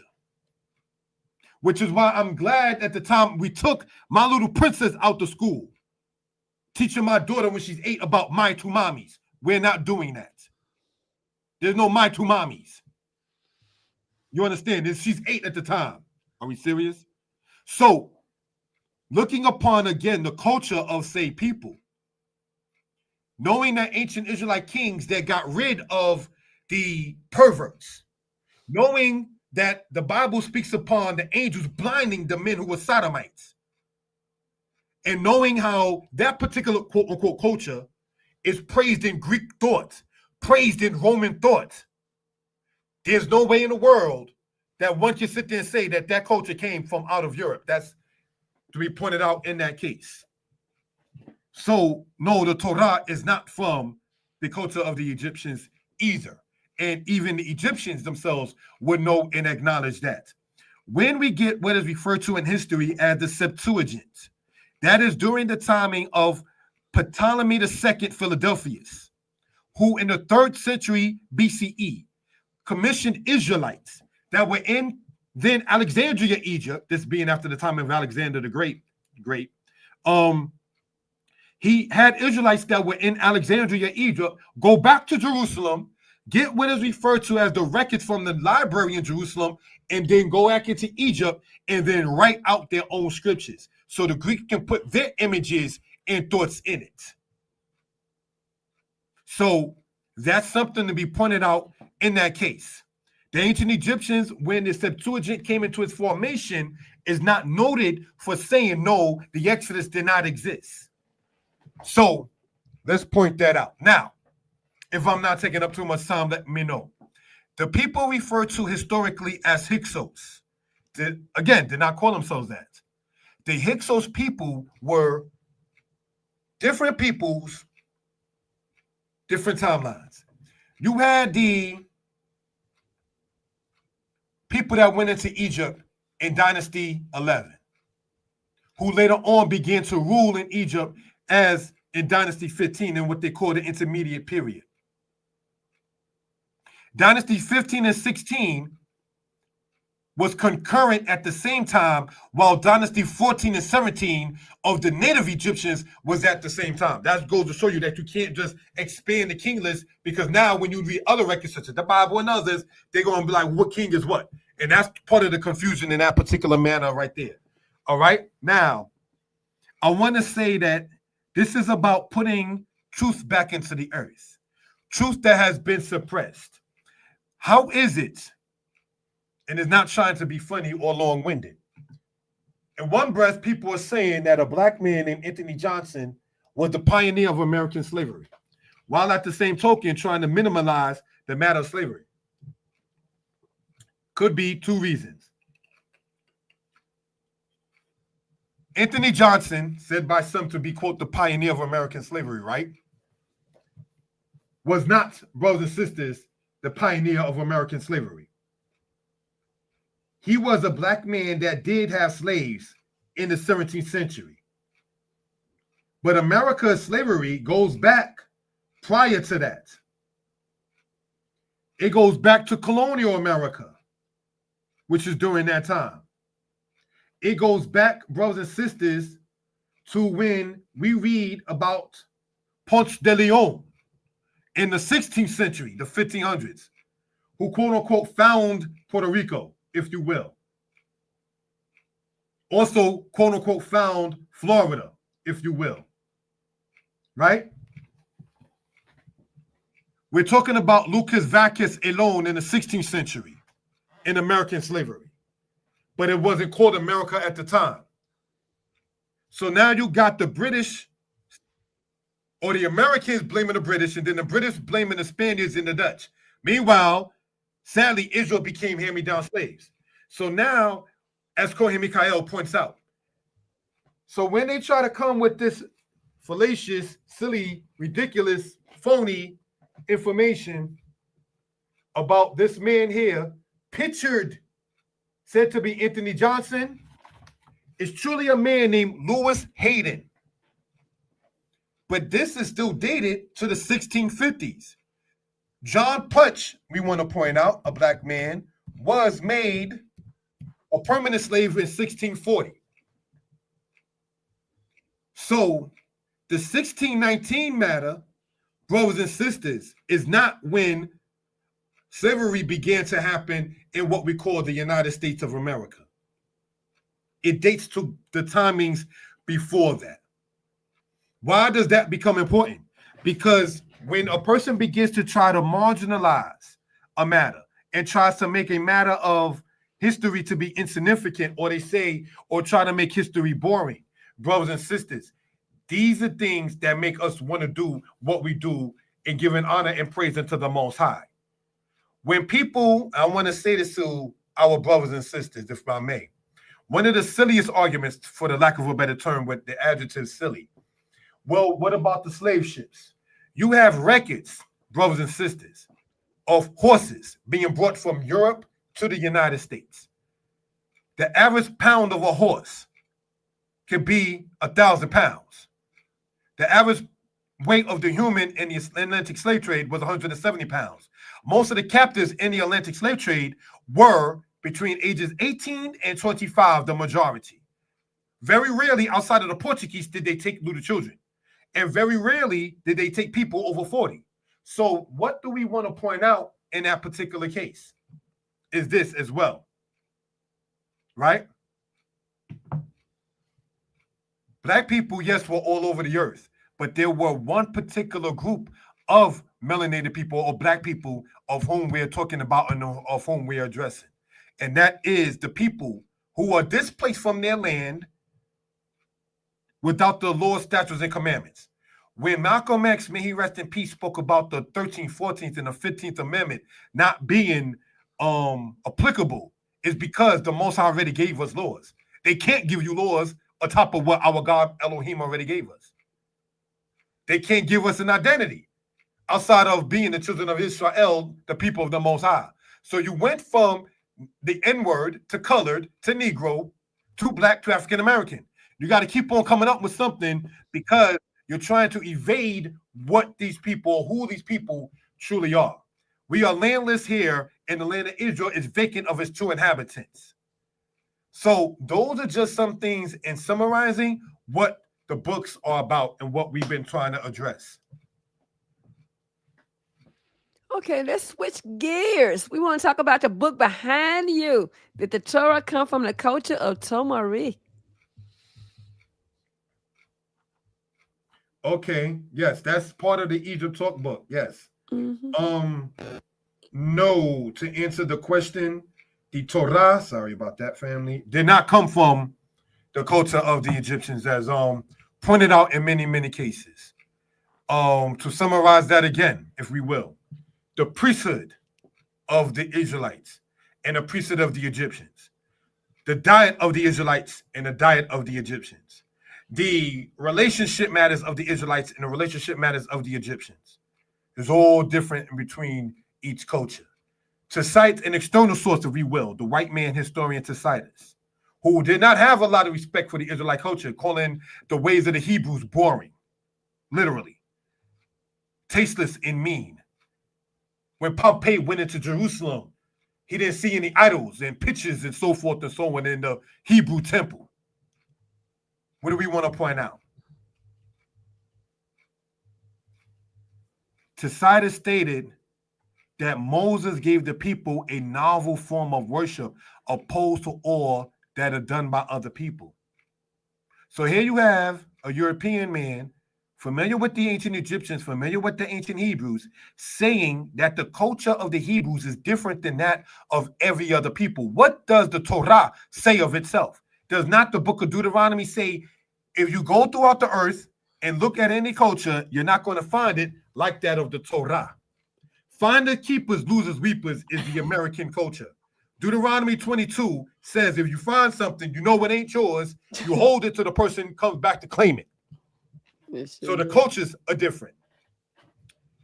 Ancient Israel did not do alimony, which brings us not to get sidetracked.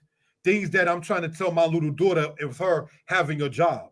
Yes, you'll get older, you'll get married and so on, but it says a wise woman builds her house. So now with the generation in modern, for the lack of a better term, African American or Black American culture, oh, well, get married, don't get a prenup, and just live off of his money after you break up with him. That's not going to be in any regard for my little princess, nor was it the culture of ancient Israel. So if we see Solomon saying the wise woman builds her house, if heaven forbid her and the spouse don't work, she don't have to sit there and be destitute because she already is building her own. Proverbs 31, woman, she eats not the bread of idleness. She's about putting work in and getting things accomplished. So again, the cultures of each people are different once it comes down to certain things in that particular matter. If you have a Sabbath, which, and I haven't in my life been the best Sabbath keeper, if the Sabbath in violation of it is a capital offense in the Israelite culture, that shows you that Israel was not meant to be lazy. If you work on a certain day in Israelite culture, you would perhaps be put to death. Shows you that we're not supposed to be working all the time. But in the laws of the Sabbath, it says 6 days you shall labor and do all your work. But don't forget, that's why I say remember the Sabbath day to keep it holy.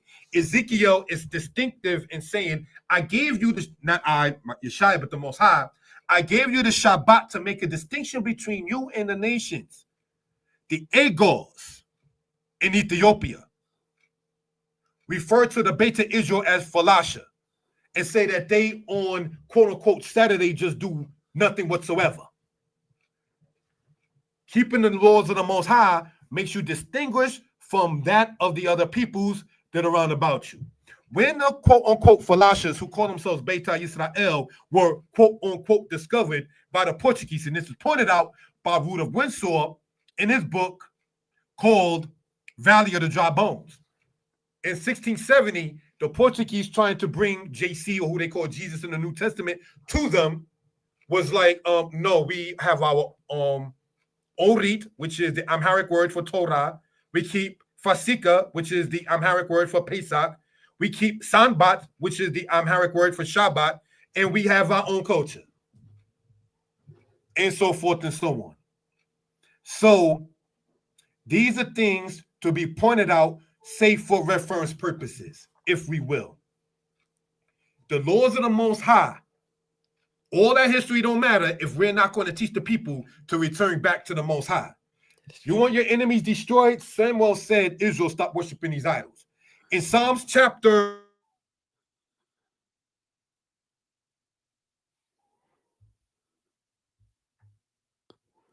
So seems like we lost him, and she'll be back in a few minutes.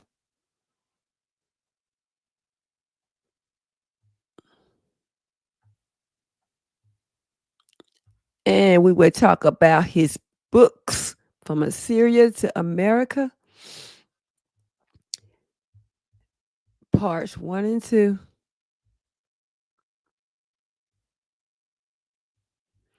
So, what are you guys' favorite Hebrew authors that I had listed earlier? I listed 12 earlier. I forgot about Rudolph Windsor's The Valley of the Dry Bones books.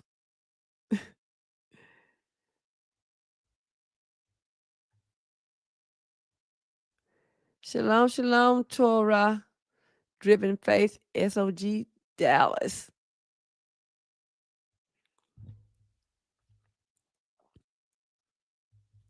Peace and blessings to you.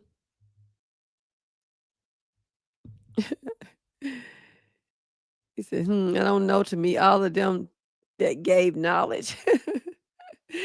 Yeah, it was several of those. Ben and Me book, I didn't have it on the list, but I have that book also. God in the, I think it's the Black Man. Let me go see what's the name of this book. It was good. I don't know. I can't recall if he mentioned JC in this book or not, but that was a good read. It's called what is the Ben and Me book called?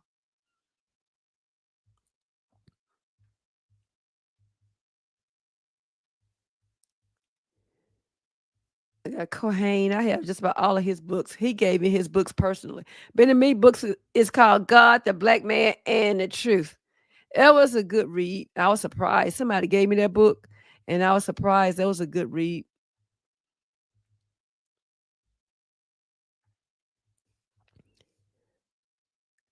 He said he's coming back. He's rebooting.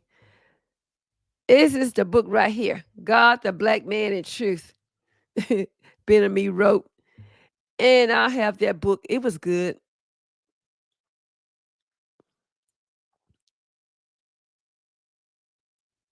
Moreh, Yeshiah says sorry.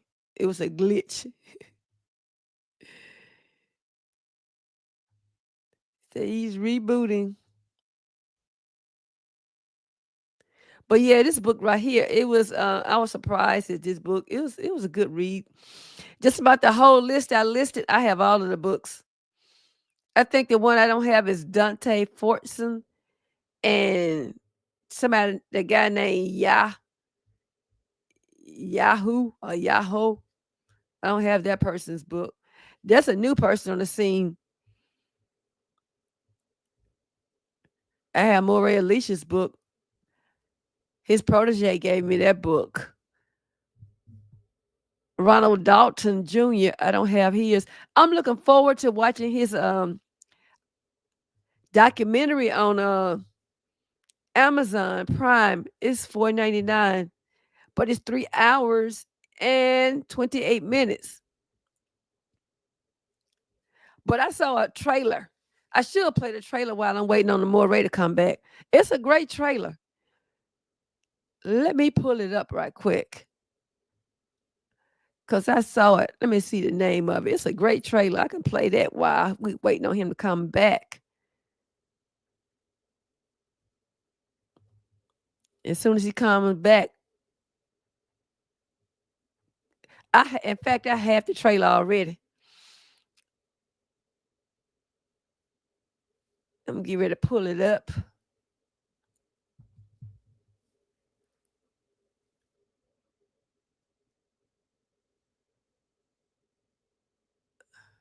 Let me bring it on.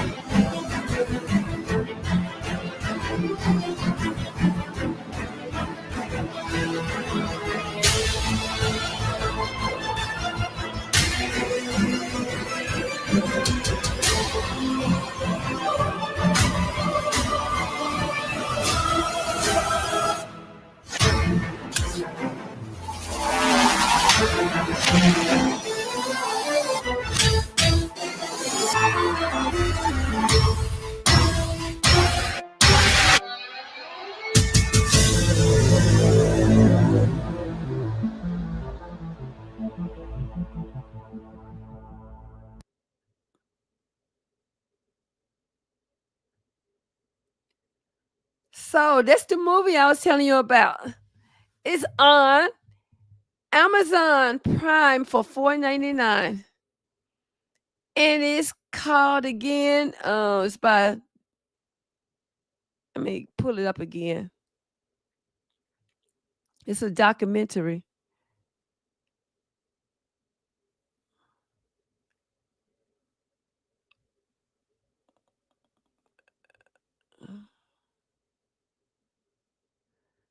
I think his name is right here. Ronald Dalton Jr.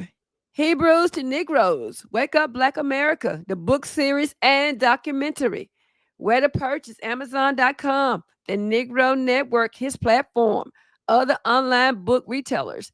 And this is the documentary you just saw. So his book price range in the series from $20 to $35 for paperbacks. And the documentary access varies. It's on Amazon.com Prime Video for $4.99. It was made in 2018. It's 3 hours and 28 minutes. Now, without further ado, let's bring back in Moreh Yeshiah. Shalom, I can be heard. Kane. All right, thank you. So let's talk about your books from Assyria to America, parts 1 and 2. Okay. Alrighty. Give me 1 second. Okay.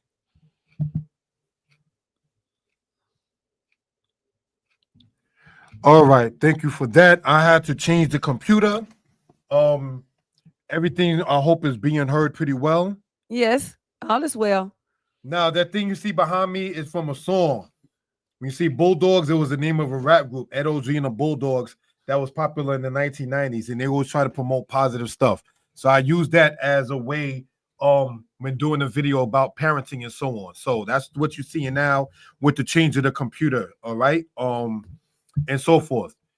Regarding the book From Assyria to America, that book, part 1 came out in the year 2020, and the other one came out in 2021. It's supposed to have been one book, but it would have been over 700 pages, and many publishing companies don't do books currently that's like over 700 pages. So I divided it between part 1 and part 2 in that case. Okay, then. So, what initially sparked your interest in tracing a lineage or connection from Assyria to contemporary America? Okay. Looking at it like that. I got the title being influenced by the author, Rudolph Windsor, in his book called From Babylon to Timbuktu, the From and To matter. From Babylon to Timbuktu. So I took in spirit from Assyria to America. Okay. Ancient Israel is documented in Assyrian records as having been losing in battle. Babylon came up after Assyria. Israel is documented in that as well. After Babylon came up as an empire, the Medes and Persians came up as an empire. That's why you might see the Medes and the Persians in Ezra, Esther, in the book of Daniel, and so on. After the Medes and the Persians fell as an empire, you have the Greeks as an empire. The current Old Testament ends with Ahasuerus being one of the last kings mentioned, but that was not even an Israelite, but of the people of the Medes and Persians. Then you had, after Greece, the Romans. In the 3rd century AD, the Romans divided in the time of Maximilian and Diocletian in what they call the Western and the Eastern. The Western Roman Empire falling in 476 AD, and the Holy Roman Empire, quote unquote, the Eastern, Byzantine, if you will, fell in 1453 BCE. So what I attempted to do, talking about from Tiglath-Pileser, from 745 BCE, going all the way to the timing of Bush Jr., brothers and sisters, and the timing of 1999, year 2000, year 2001, was trying to chronologize the timing of the Israelites and how it was through each an empire. Deuteronomy 28, where we read of the curses that will come upon Israel for disobeying the Most High, is you shall be Za'awat L'kol Mam L'kol Ta'aretz, which means you shall be a horror to all the kingdoms of the earth. Why Ruby Davis, still alive, was a black girl in the school, and then all the parents took all their white children out. They don't want that around. Why in the college I taught in, predominantly black, predominantly minority, there's less than 5% white. They don't want to be around saying that case. Why the neighborhood I grew up in Brooklyn, referred to now as Flappers Gardens, but then referred to as Vanderveer. Barbara Streisand is from there. When the Negroes came in there, white people moved out. Now when we go, brothers and sisters, and chronicleize that kind of matter in spirit and timeline. And I, again, thank you for having the time to even present this kind of matter, if we will. The theme of this book here, From Assyria to America, I want to read the table of contents, if I may, and speak upon it. Thank you for that. From Avaris, we spoke about Avaris earlier, being the place Hutwaret, Pira Amse in ancient Egypt, where ancient Israel was. while in Northeast Egypt. From Avaris to Alabama. Now, mind you, Alabama is a state, but Alabama was the name of a Native American tribe too, for those who do know, that lived in modern-day Texas. Alabama, the state, is named after a Native American tribe named Alabama that lived in Texas. So now, the next part of this is the Romans and the Israelites. And in that chapter, I speak upon how the Romans said, when we worship Saturn, we, the Romans, worship Saturn, the Hebrews do nothing. So now Saturn Day, or Saturn Day, as it was called, historically is how we know when the Shabbat is, not based upon worshiping a planet, quote unquote, but because the Romans called, when the Israelites was already keeping Shabbat, Saturn's Day.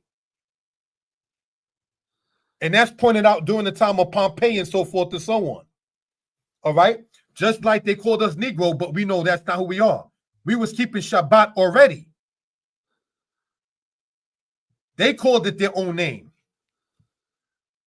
How to teach Deuteronomy 28.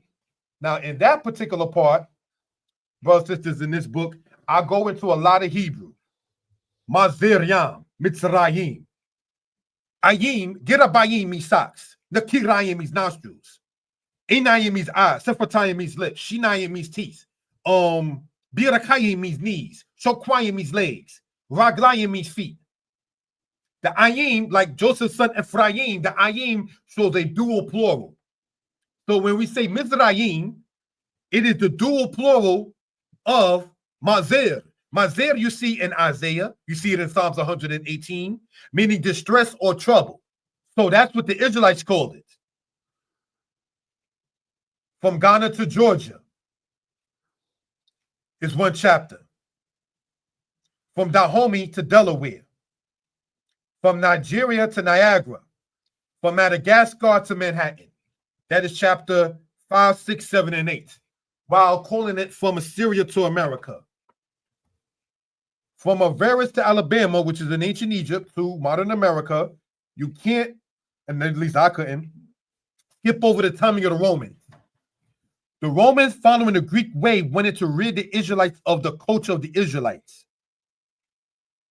That's not a mistake I was just said. They want to rid the Israelites, the culture of the Israelites. There are many brothers and sisters in Israel who subscribe to what is referred to as the New Testament. In the New Testament, Paul, the said apostle, said that he's a debtor to the Greeks and the barbarians. The same Paul said that circumcision means nothing. Antiochus Epiphanes didn't want Israelites to do circumcision in the time of the Greeks. Domitian of Rome, the brother of Titus, as well as Hadrian, tried to ban circumcision from Israel. So now when you find in the New Testament circumcision means nothing, and the main contributor to the New Testament, Paul, is saying that he's a debtor to the Greeks and the barbarians, Antiochus Epiphanes before that already tried to ban circumcision in Israel. We want to emphasize why that was the case, to get Israel out of the culture. When they gave an Israelite elder meat that was clean, but the Israelite people were to think that the meat was pork and seen an elder eating it in the time of the Maccabees, oh, pork must be good because the elders are doing it. You understand? I'm not a vegan or vegetarian, but I want to say this. I have a cousin that is not into, say, keeping the understanding of this, and said she didn't feel better in her life until she gave up that dead flesh. Now, mind you, I love my fish. I eat my chicken. But she said that when she gave it up, her body began to move different. She began to see things different. So she takes herbal supplements for B12 and so forth and so on. So I will never personally knock an Israelite that eats meat or doesn't eat meat. But one thing we know in Israel, to talk about different cultures, you wasn't eating meat for breakfast, lunch, and dinner. That sits in your intestine, and it does make you move slow. When I eat oxtails, if I did, I move more sluggishly. So these are things, again, to point out for reference purposes, time and place, if you do that for reasoning. This gluttonous culture, 3 meals a day, and each meal with their version of protein being meat that you don't know, heaven forbid, what they did with it. Heaven forbid, if they are making fake fruit, how do you have a seedless how you have a seedless watermelon? That's ridiculous. I remember as a child, and how I know that a seedless watermelon is ridiculous is because I remember as a child, I got in trouble because we was in front of a place, not to be nasty, eating watermelon and trying to see as children who could spit the watermelon seeds out the furthest. And then they made us clean up the ground around us. I was a little kid. Not that that's a good reason, but just stating a fact. So I'm emphasizing there's no reason to have a seedless watermelon. We have to be Israel interdependent of each other. Mm-hmm. When you find people talking about, the job market and this and that, everybody else has their own economy system. The Jewish people have EBT in America and in Israel. The Jewish state of Israel, you can get EBT. There's nothing wrong with being interdependent and looking out safe for your own. So getting back now, if we may, with this. How to teach Deuteronomy, the 28th chapter. I'll go into a lot of the history and then a lot of the linguistic matters and so forth. Some of the mistranslations in Deuteronomy 28 that we see in the Tanakh, Masoretic text, as well as the modern King James Version. From Ghana to Georgia. In Ghana to Georgia, I speak about how African leaders speak about the African people's role in the slave trade. From Dahomey to Delaware, Niagara to Nigeria to Niagara, Madagascar to Manhattan. So you see G, Ghana, Georgia, D, Dahomey, Delaware, Nigeria, Niagara, which is in New York, Madagascar, Manhattan, M&M. So this is what I wanted to point out in that particular case. So never think, quote unquote, that New York was not a slave state because they had people going to what they call Wall Street as slaves. And that's how we got its name, Wall Street, for those who do know that history. All right. So that was the point, and this is the largest book that I wrote. I also want to say, giving honor to the Most High, I don't think, while being your own competition and due respect, I could top that book. I'm not trying to deter people who not buy any future book, but that one of all 5 history books is the best.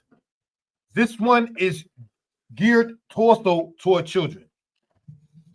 This one here, I want to say, sorry about that. It's not geared. Don't get this for your child. And I'll say this not trying to knock my own selves. This one here, you got death and lynching scenes and all of that and slave ship. That's not dedicated to somebody 10 or 11 years old. This one is more sensitive.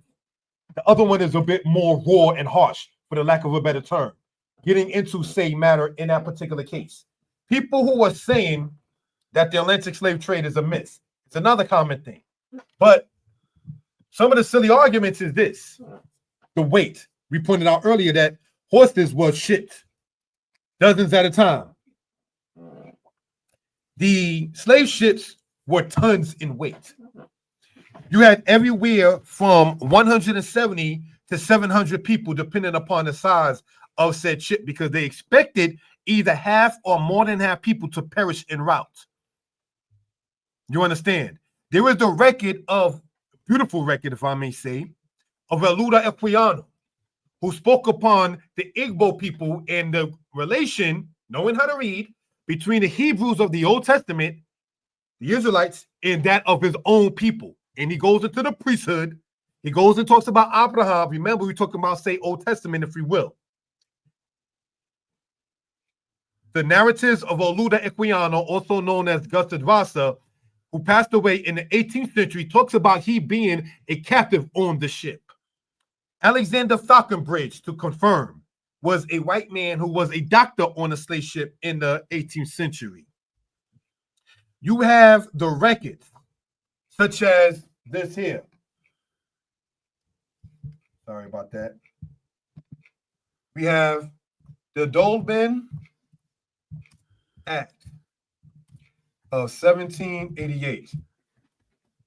Anyone who may attempt to deny the Atlantic slave trade, just show that.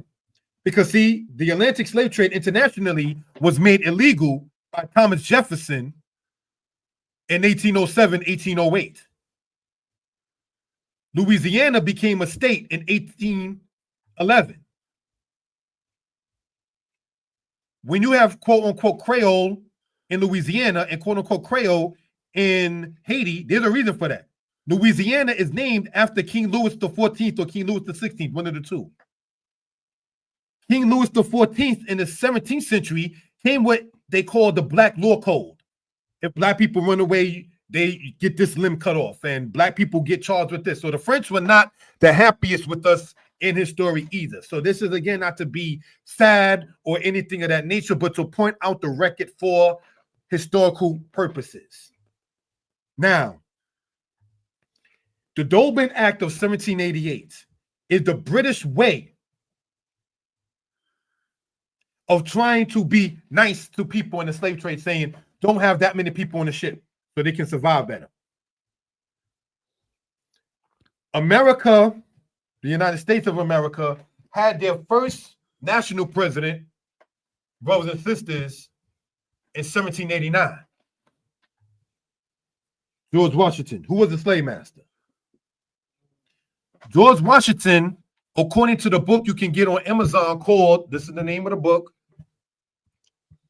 The Black Book, right? Talks about how George Washington in the 1760s traded Black people from the states or the colonies to Barbados. Many of the slaves that were in Virginia were reshipped from places in the West Indies. So it is a sad matter to try to, quote, separate, for the lack of a better term, the Black man in America, the states, and the Black man inside of the West Indies. That's another ploy that is done to keep the division between us as a people, which is not good. So now, brothers and sisters, another thing to point out in that book, this one right here, which, not trying to be funny, I think is the best book that I wrote so far. Gets into Hebrew, gets into Israel, gets into things of that kind of nature. Let's look at this. This is on page 156. Right?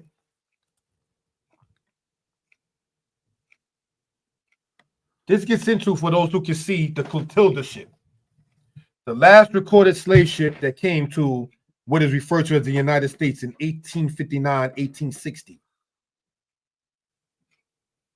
Through the Mississippi River over by Alabama. There's a place today in Alabama called Africa Town where they record about that particular matter. So now when people begin to sit back and wonder about, quote, the slave trade and the slave ships, all you got to do is just do a little studying. But, and not trying to sound dogmatic or to some religious, when you don't want to keep the Shabbat and the other commandments, you would say that you an indigenous Indian because you won't have to deal with the Torah. You would say that we are all over the earth and all Black people everywhere because you don't want to have to look into self like Torah says, Hishamer laka, take heed to yourself. See, when you say you're all over the earth and we everybody, you don't have to ever identify with self because you are saying you're all over the earth. That's a ploy in that particular case.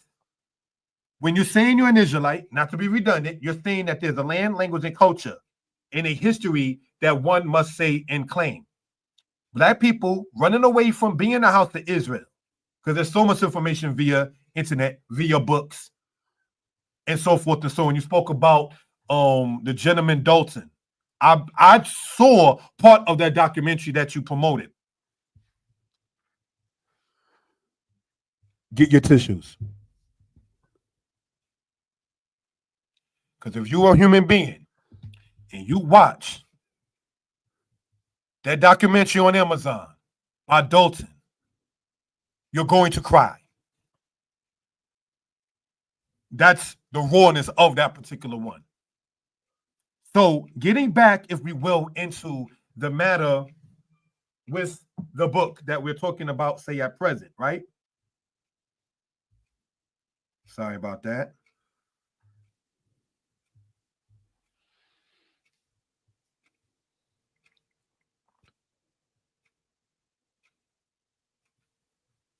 We want to point out, if we will,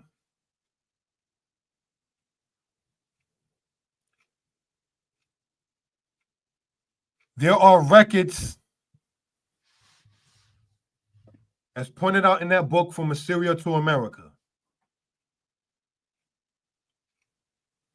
about Israelites in the land of Egypt. The Assyrians speak about it with the record of Tiglath-Pileser. The Medes and the Persians speak about it in what is referred to as the Murashu records. I want to type that in. Murashu records. There is a record, brothers and sisters, within the timing of the Greek rule in Egypt, when they spoke of the Hebrews,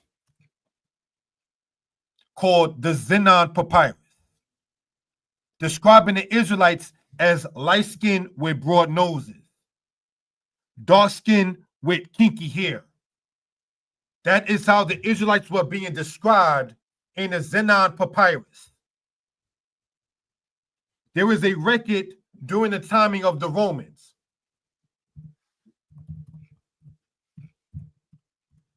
where the Israelites were referred to as the Perugini. Those are things that are pointed out in that particular matter. And that's what I have to say, if I didn't take too much time, regarding the reason and writing for that particular book. Okay, let's talk about your other books. Let the people know about your other books. What's in them, where they can be found, and the price range. Okay. Give me 1 second. Thank you for that.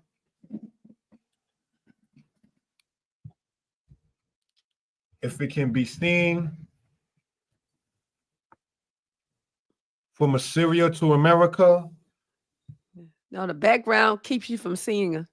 So can I change my background, you think? Yes. How? Let me see. If I may. Give me 1 second, family. Okay.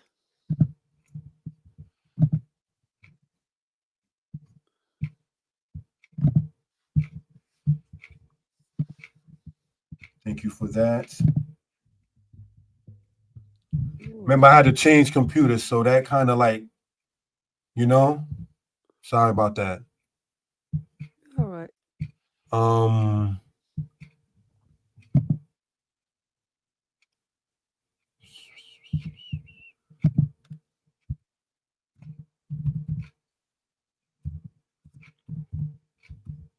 All right, that's not going to work in that particular case. So, okay, now how would I block the background? I don't. Are you in StreamYard? Yeah. Go to down there at media and look down for background. All right, because I see virtual background.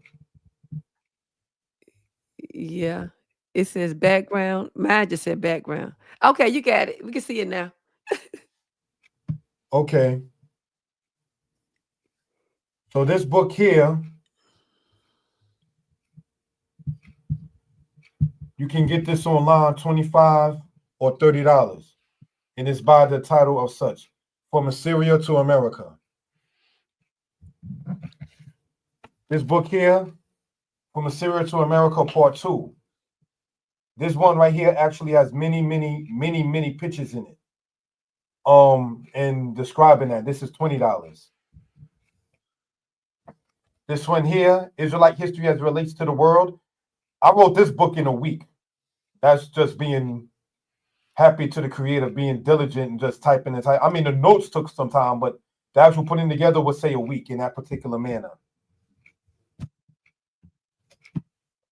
This book here, we discussed Egypt Talk and Writing. You can get this online like $25, $30. All right. And this one here, which I do not recommend for children, which is the Warris book I wrote, Deuteronomy 28, History Untold to the Masses. In that particular case, you can get online for $25 or $30. So this one here is $25 or $30, all through Amazon, please. $25 or $30. This one right here, also $25 to $30. This one right here, $20. Wait a minute. List the name of that one. What's the name of that one? I'm going to get right back to it. What's the name of what? This one? Yes. Okay. This one here is called Israelite History as it Relates to the World. It gets into a lot of external sources speaking about the Israelites in that particular case. Okay. All right. Thank you. And that one's 20 that we just went over. And this one here, From Assyria to America, part 2 is $20. And this one right here, which I think is the best I wrote, is $25, $30. All right. So, if I may, I'm gonna order that one.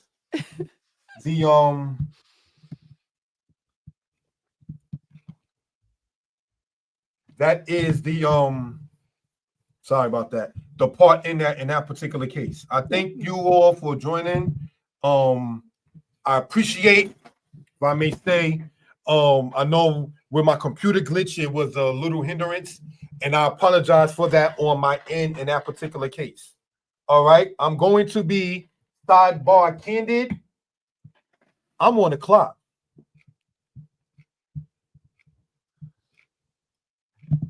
I'm at work. That's why you still see this. I just still happen to have a keypad around, and that's why you see in the background with the camera and everything like that, the other camera, because I work overnight in this case. So, you know, I wouldn't say kill two birds with one stone, but get two things accomplished at the same time. So I want to respect the audience in that particular case. I want to give my respectful flowers and props that we made to Morah Bahtshevah, whom I've known for some years, who has, in my opinion, always been a person who was endorsed, encouraged, and so forth. What people may have not known, and all I'm gonna say is my relatives in Tennessee. I ain't got to sit there and mention who else, right? When they heard me go on a presentation, and I used MF and B words and things of that nature. I'm 45. At the time, I was 44. My aunts in Chattanooga, Tennessee, was saying to me, who are in their 60s, and so, you're a grown man, you can speak as you want, but if you want to keep a certain kind of quality of audience, stop the F-bombs, stop cursing on your platform. I'm not telling you how to talk, but if you want to keep a certain kind of ruach, or they said spirit, or a certain kind of demeanor, make sure you have a certain kind of matter and presentation. And it made sense to me in that particular case. Along with that, while no disrespect to them, they might eat what I won't eat. But I remember when Morah Bahtshevah and I was talking before, it's like Yeshiah, how you say certain things and how you come off in certain ways. Take heed to that. Be teachable. Because I wouldn't write those kind of words in the book, and I wouldn't say those kind of words in the prayer. So what would be in Hebrew don't have those kind of words. Why are you talking about being Hebrews? So looking at it like that, it became a matter of change and having to be better and still getting your point across. You can say the fool. You don't have to say the dumb. You don't have to do all of that. You could say somebody was being unwise. You don't have to call a person an A word. You get what I'm saying? And still get your point across. So these are things to point out for reference purposes. And so to the people who, whether they're listening now or not, who encourage me in writing, is definitely appreciated and encouraged.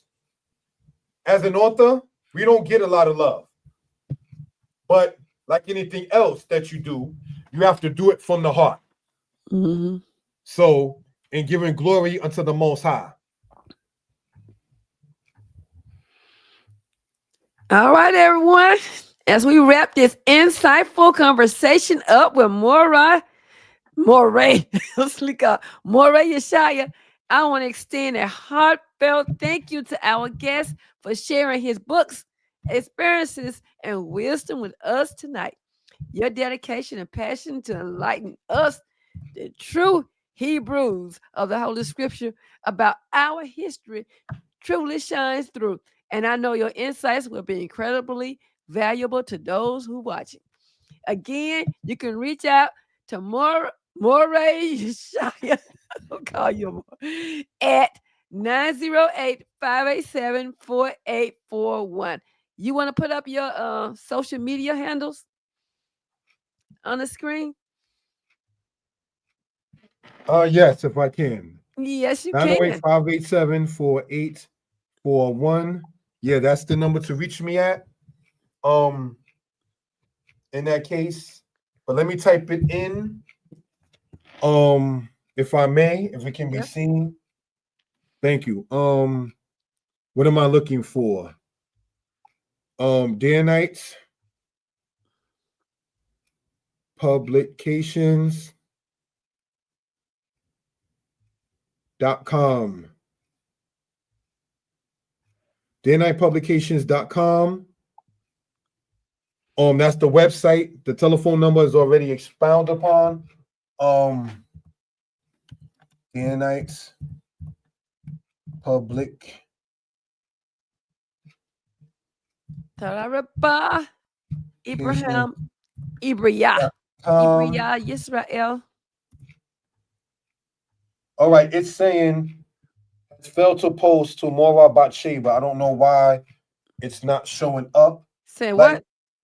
Like when I put the type in the thing right under where Ibriyah typed, it says this comment has failed to post to Morah Bahtshevah. Oh, that's on your end. Oh, okay. Well, because I know I could comment from my YouTube page.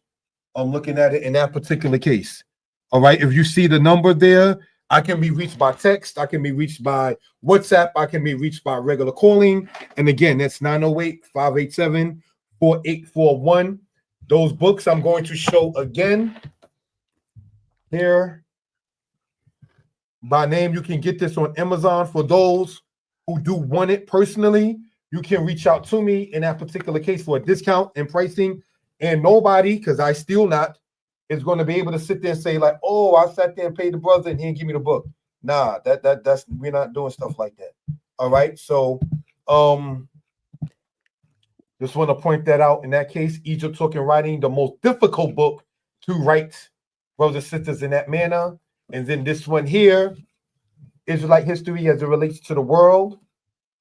And then this one here, brothers and sisters, that is From Assyria to America, part 1.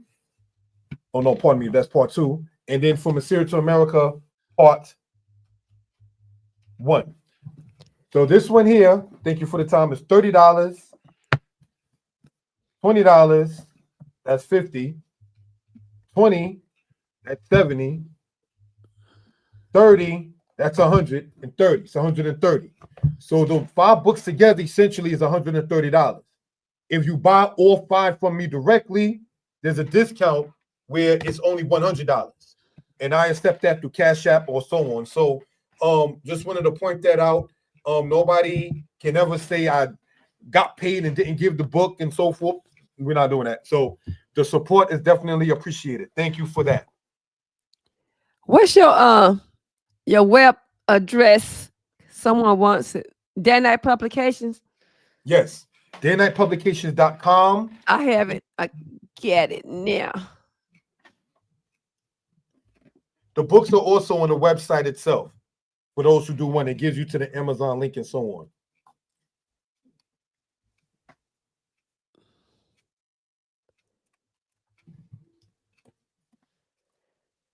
Thank you. Yisrael, that's the website. And yes, I will have him back on again because I'm getting ready to do this series from Egypt to the wilderness. Bless. And it's going to be a Torah study after hours starting next week, a 15-week series. Then I'm going to talk about the captivities of Israel. And then I'm going to talk about how the Jews stole our land. Yes, I'm going to talk about the that pact that they signed. And I'm going to need some power, the truth behind that. Again, this is his website. He has a Facebook, and what else he said?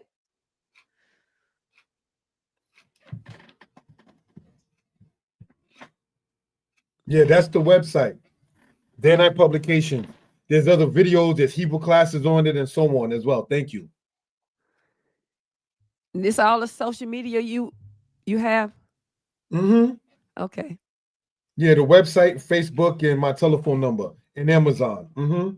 You still have your YouTube? Yeah. Mm-hmm. My YouTube is Moreh Yeshiah History Lessons. Right there. Moreh Yeshiah history lessons. Right. You have the Torah one too? Yeah, but I don't use it as much. But it Okay. is up there still, yes. So the ones on YouTube, if we go there, is Moreh Yeshiah Torah Lessons, Moreh Yeshiah History Lessons, Moreh Yeshiah Hebrew Lessons, and that's essentially it with that. The best way to reach me, my telephone number, 908-587-4841. Okay. Text, WhatsApp, regular call. Thank you. Get this one off of here. That's the telephone number, you guys. Well, that's it. No questions? Comments? We went over all the comments. Island said that was hot. Thank you. Told out to the Most High. He's great in his history lesson. He need to get back to it. I mean, in the day, about 10 years ago, he was on fire. He used to do it on Yom. Some people call it Yom Rishon. We used to run to try to get there. He used to always teach about the history from where we came from up until now. I mean, it was on fire. I loved it. He's a great historian and a great teacher. So look him up, you guys. And I look forward to buying the book From Assyria to America. I think I go on Amazon tomorrow. If there's no other comments, again, this is his website. Thank you. And his telephone number will be on the screen. Right there. Okay, then, Moreh Yeshiah. Toda Rabbah. Thank you. Toda Rabbah to you too. Toda. Okay, shalom, shalom. All right, then, shalom. All right, you guys. This segment has come to a close. Our time together is always a privilege and a pleasure to share this virtual space with you guys, to witness the connections made, the support offered, and the beautiful spirit of our community shining so brightly. As we carry the insights and the inspiration shared tonight into the next week, let us remember the power we hold individually and collectively to uplift and encourage one another. Just as a simple act of kindness can ripple outwards, so too can our support for the Hebrew authors we've learned about tonight create a meaningful impact within our communities. If anything you heard resonated with you, if a particular book sparked your interest or stirred your spirit, I encourage you to reach out to Moreh, Yeshiah, or the other authors I highlighted and showcased on tonight's segment. Connect with our guests and our authors, explore their books, and consider how you may lend your support, whether it's purchasing a book, sharing a link with a friend. You might not be in the capability to purchase a book. Share with a friend. A friend might purchase it and then share the book with you once he or she finishes reading it. Or simply offer a word of encouragement. Your engagement truly makes a difference. And to all of you watching, if you found this segment helpful, please give it a thumbs up. Leave a comment with your own favorite Hebrew authors or questions if you have any. And be sure to subscribe so you don't miss a future episode of Go Live with Morah Bahtshevah, where we delve into more topics that matter.